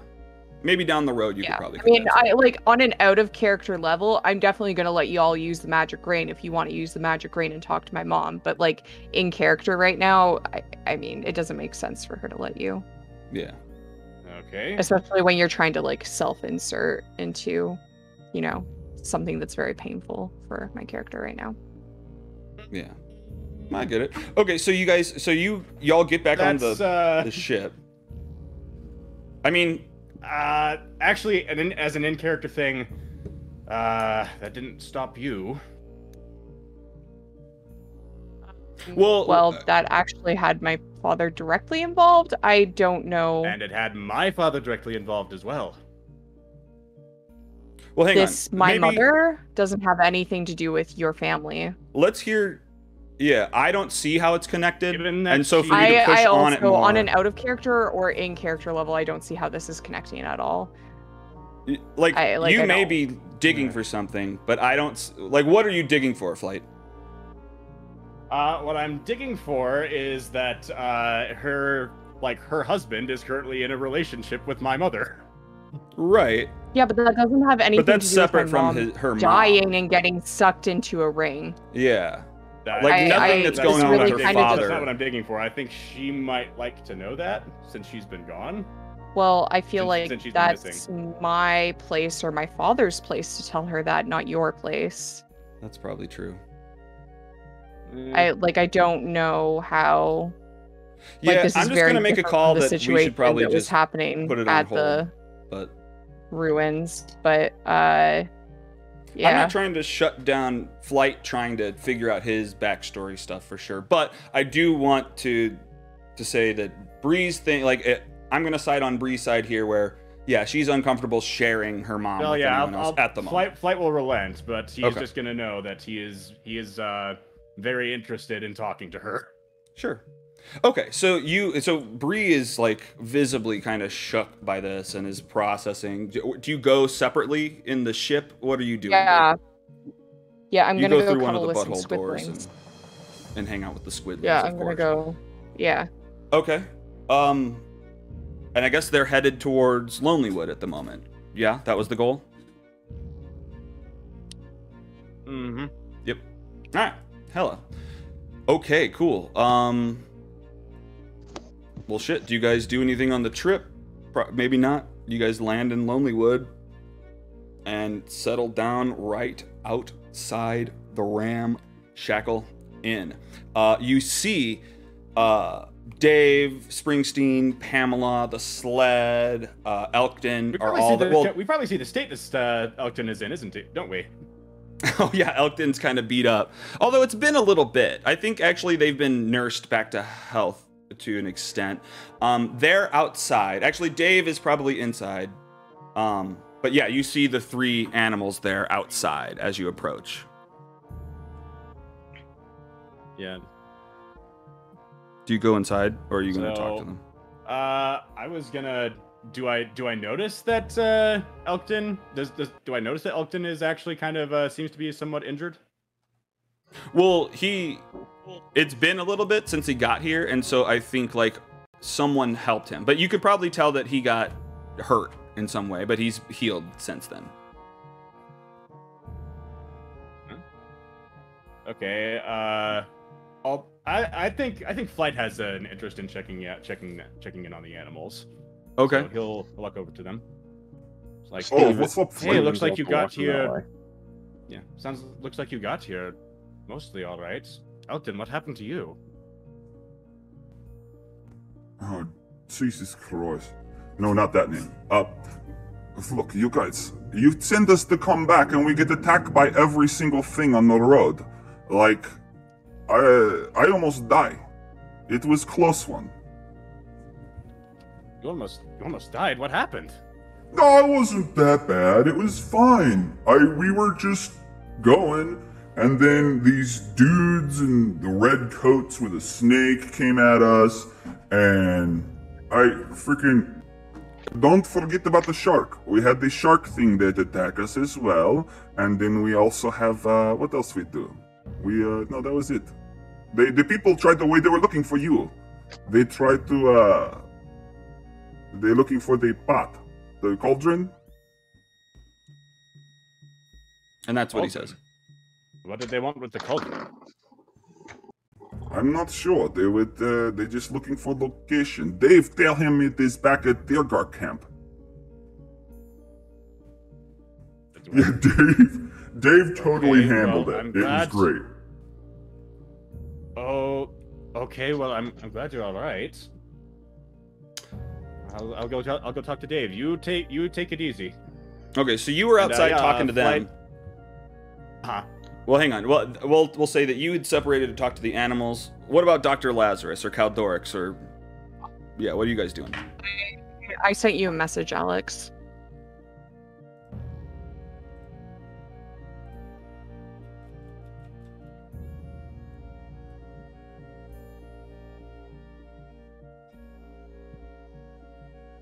Oh, okay. Is that just for me to know? Yeah, Bree has wandered off. Oh, okay. Well, I didn't know if that was just a say. Okay, yeah. So, like, as Flight gets off the ship to go look at the animals, Bree kind of just wanders off into the city, just kind of separate and get some time to think. Dr. Lazarus or Caldorix, what are you doing? You're outside the Ramshackle. Food. Beer. One of the two. Beer. My character's hungry. I was gonna look for Dave in his trunk. Well, you check on the sled, and you can't. You're patting around looking for the invisible trunk. You don't find it.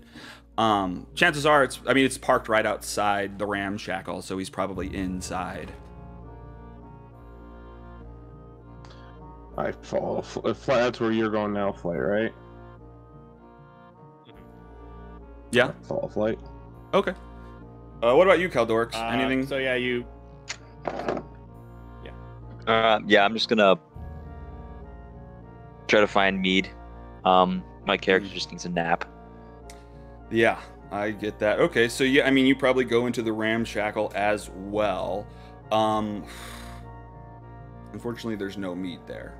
They have a mead shortage, and they haven't been able to find anything. Well, so look, you guys walk inside the ramshackle, and inside is Orion is standing there, like some cuts on his chest and arms a little bit, but he seems pissed. And also standing there is Valin and 2 of her zombie kobolds standing there. Oh, finally, you're back. No, sorry. Look, it's good to see you again. No, you talk. Dad, they fucking killed Perry Lou.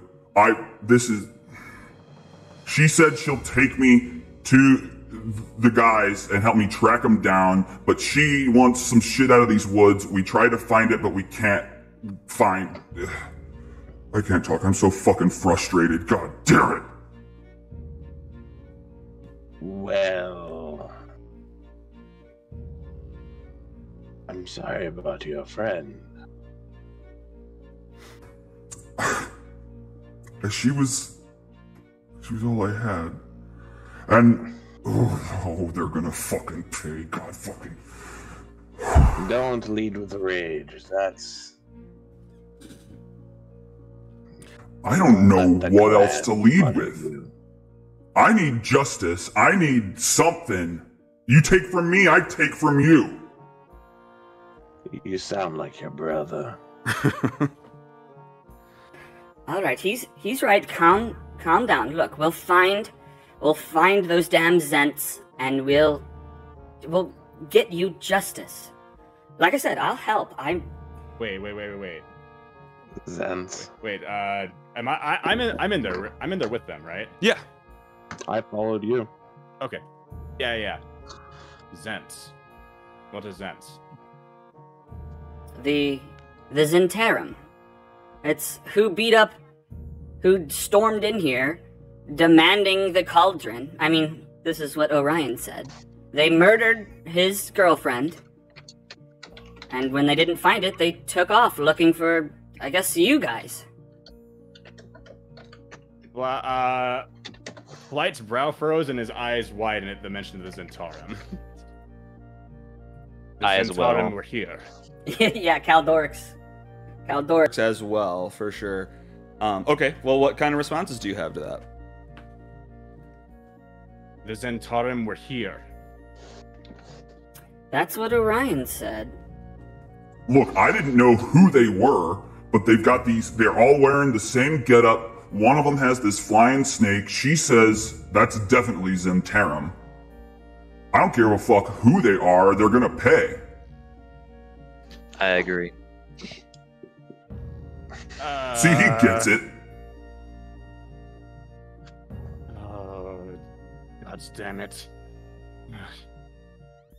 You aren't going anywhere. Yeah, I can't tell if you're saying that to your son or Valin. Your son. Yeah. No. Every time you go out on your own, you're with a group. The situation gets more catastrophic. Dad, what am I supposed to do? Well, you fail until you don't. I don't... You do what you're good at. You're a healer. Go heal who's hurting. Okay. Alright. Well, who's gonna pay for Perilou's death? This can't be in vain. From what I've heard, Go ahead, Dr. Lazarus. I have some interest in these people as well. What were you saying, Dr. L? From what I've heard, They're being sent into the mouth of the Durgar at the moment. Yep, that was me. That's his voice now? I forgot. Yep, that was totally me. Okay. There you are. So you sent them to the Dwergar fortress. Yeah, it was a funny trick, right? Like, their cauldron's not up there. They're just, like, gonna get beat up, right? That's, fingers crossed, because I do not want them coming back here. Yeah. They'll be looking for Dave. Oh, I dare them. I dare them to come back here. Yes, but I don't want them seeing. Yes, but I don't want them seeing me. Is the thing. Bad blood with these people. If you'll recall correctly, and he'll kind of lean in and whisper, these are the people responsible for imprisoning my father. Oh, I didn't recall correctly. Now I look at Caldorix. Now, why did you perk up? I have my reasons. Insight. Can I insight Insight, deep insight, please. Sure. It's got a real... I'll let you tell him whatever you think he learns from that, Caldorix. With a 10. Was probably nothing. Lazarus also trying? Oh, all right. Okay, Oh, that's yes. better. I was trying. All right. My organization is at odds with theirs, and I have an interest in making sure they are put down, or at least we know everything we can. What's your organization? Give me a history check. That's something. He's said it out loud around you. He doesn't have to tell you right now, but if you get a high enough history check. I will. Can I roll this as well? Sure. Yeah, that looks about right. That looks good. A 14 will get it for him. He's working for the Harpers. The Harpers. An organization leaning towards good and stopping evil in the world. Let me get it better. I'm saying I work for them, I know.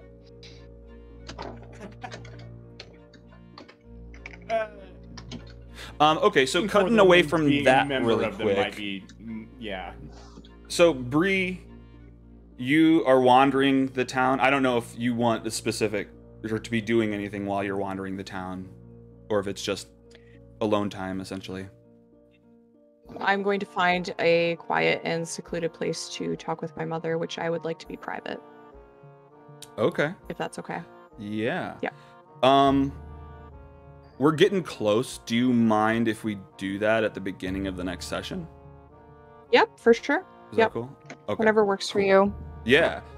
And then we'll do a private chat right at the beginning and have that go. Okay, so back in the place. Well, I'll say that while you were walking around, you found a newly dug grave on the outside of the ramshackle with a headstone on it. It says Perry Lou. And then, okay, back inside of the thing, in the ramshackle. What are you guys talking about? Harpers. The Harpers, yeah. The Zents. So you guys know. Yeah. What were you going to say, Caldorix? Yeah, so I guess that's right. I wasn't terribly secret about it recently, but I had to be quick in order to warn the towns. Yes, I guess since you remember, I work for the Harpers, and it's my job to make sure we keep tabs on them and hopefully dismantle them. Well, it seems they're keeping tabs on you. I kind of. Oh, what? Fuck! I forgot Valen was there. Who is there? I forgot Valen was there. Oh, yeah, Valen? here, yeah. Valen, I forgot she was here. God damn it! Speaking of which, talking about me? You look very nice today. I look back at you guys. Let's go outside. Well, hey, we had a. Oh, actually, I actually wanted to talk to you about something. Me? Yes, I do. Yes, I do. And I pull out that weird-looking cube that I found at the Curiosity Shop in. Yeah. Oh, geez, you found one as well. Friggin'. Forgot about that. Yeah, I got that. I got that back at Kirkonig. What? You bought it. You bought it from the guy I sold it to. Yeah, I bought it. Yeah, I bought it. Yes. Well, good luck finding someone else to buy it. I don't know. I found it out in the middle of the snow with some other weird, like, metal and shit. Well, it wasn't with the metal. It was, like, just out in the middle of the tundra. There was a couple of them. There was a few of them, actually. Huh. Well, it seemed like it was part of a metal thing? No, it was... I found some metal in the same, like, area, but... Yeah, these in that same area. Yeah. It was out, like, near the spine of the world, down south of Goodmead. I found it before I met that orc horde. It was, like, right near that horde. The orc horde? Oh, you haven't been out to the horde? It's not all orcs. They're actually really nice. Huh. I think we may have passed them on our way to the Dwergar fortress. We didn't really have time to stop and say hello, though. Well, yeah, no, they're starving right now. Their whole reindeer herd got scared away. Allegedly, some of their people went crazy, and then, oh god, I don't need to tell you the story. It was weird. So they killed an older leader. You know their leader? It's complicated. While I was there, like, there was this thing with the Frost Maiden where, like, this guy showed up out of nowhere with this snowflake above his head, and then, like, they were starving, and he was required to kill the previous leader of the group. Like, the old leader, to give them something to eat. I wasn't trying to question their ways, but it was fucking weird. What was the old leader's name? The old leader's name was Thalazar. What is the new leader's name? Halligan is running things. I'm going to kill that kid. What? He seemed nice enough. He was keeping things running pretty well. He killed a man and had his men eat them. No, he didn't. Well, I'm not doing it justice. Do you know him? I look at his brother, who looks very similar to him. Oh my! You guys you're related to him? Wow, small world. All right. No, they were. This is just my understanding. They were starving. They were trying to track a herd of reindeer, and they sent their hunters out with some special tools, some weapons that they had made, but they never came back. Everyone was starving. The Frost Maiden sent somebody from, like, I guess her followers to prove themselves to her, and they were required to kill the previous master of the group in order to prove themselves, I guess. It's kind of convoluted. I wasn't there the whole time. Is Halligan... my thought is, was Halligan the one that the Frost Maiden sent? No. He was actually kind of hesitant to let anyone kill the leader, but he didn't want to anger. So the leader died and then he took over. Well, that wasn't so clear. It seemed like he was already in charge and the previous leader was just doing poorly.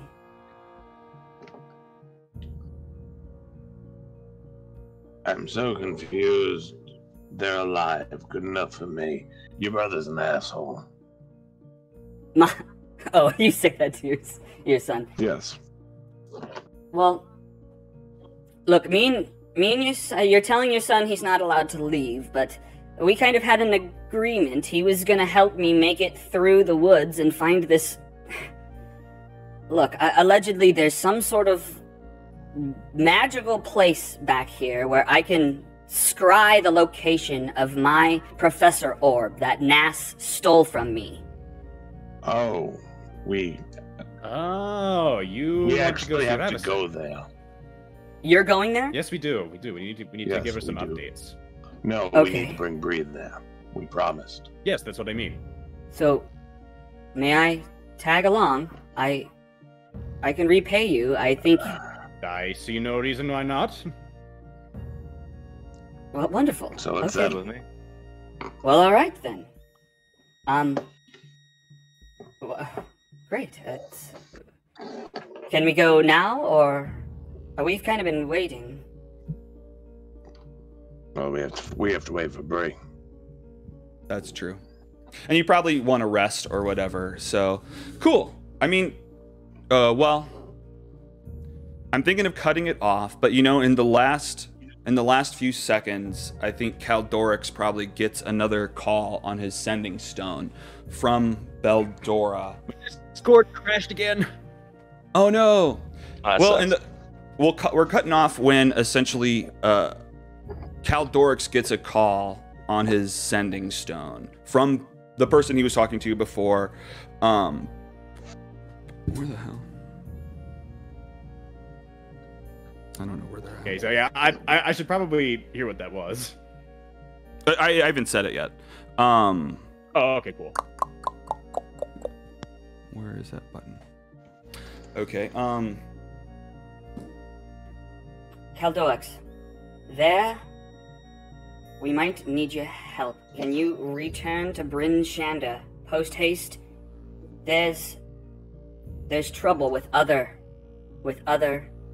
members. Yes, ma'am. I'll be there at once. As quick as you can. All right. I look at the rest. I look at Lazarus in flight. Duty calls. Duty calls. Dave runs up and just hugs you around the legs.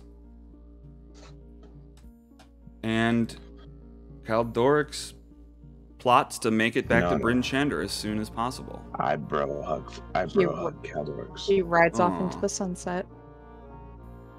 I'll hug you back, Lazarus. Oh, I see a single tear. Him, but I guess not. Actually, you need to get somewhere. I feel like it would make sense if you took one of the things, not to steal it from everyone else, but yeah, like, would you want Elkton or Springsteen? I will ask them which one wants to go. Ooh, me. No, I will go. I will be the one to go. Why are their voices not changing? Doesn't matter. I will, hoof and hoof. Hoof beats hoof. I go. All right, Springsteen. It's been a while. Known you for a bit now. Let's head off. So Kaldorix. Honestly, I kind of really like your voices doing those without the modulator. It's really funny. Funny. Nice. So yeah, Kaldorix climbs aboard Springsteen, unclips him from the cart, and rides off into the sunset. What will happen to him, we may never know, or we might know, but we'll see in the future. Well, anything else anyone wants to do before we cut it off? You're muted. Nope, I'm good for now. I gotta tell Kaldorix that shield's eventually gonna stop working when it's too far away from me. Oh, not actually. Shield's still a shield. Not actually, but I'm going to use the thing. Oh, okay. It would work. It's like, oh, sorry, it's you getting too far away. But I'm going to take the infusion back. I see. He's the one unplugging it. Okay, cool. So that's where we'll close off this game. Wow, that was some epic stuff. We found some crazy things. I don't know. Well, so, I won't find out it's a ring of mind shielding, right? It's a ring of mind shielding. Yes. What were you saying, Kaldorix? I said I don't really find out for probably 2 months, but you guys are still going at that point. I think we I might. imagine we would be. Because there's 7 chapters, and we're only technically in the 4th. So I guess it's still a chance, we've been going for a while, and it's only gotten this far. So yeah, I think there's a chance, but we'll see when you're free again and whatever happens. Feel free to tune in and watch it though. Sure. Yeah, I might have some you'll come in for the climax of the finale. Rides back in on Springsteen at the last second before everyone dies. Yeah, that would honestly be really epic. That would actually be sick. That'd be so awesome. I hope I can come back. All right, well, it's been fun, guys. Yeah, for sure, dude. We'll have fun on your mission. Bye. We'll see. All right, adios. Yeah. See ya. Adios.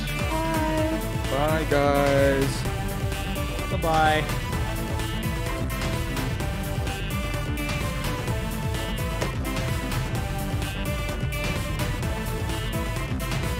What a game. That was crazy. Did you guys like it? Hopefully. That was pretty fun. There were some weird parts. There were some fun parts. There was a lot of parts, that's for sure.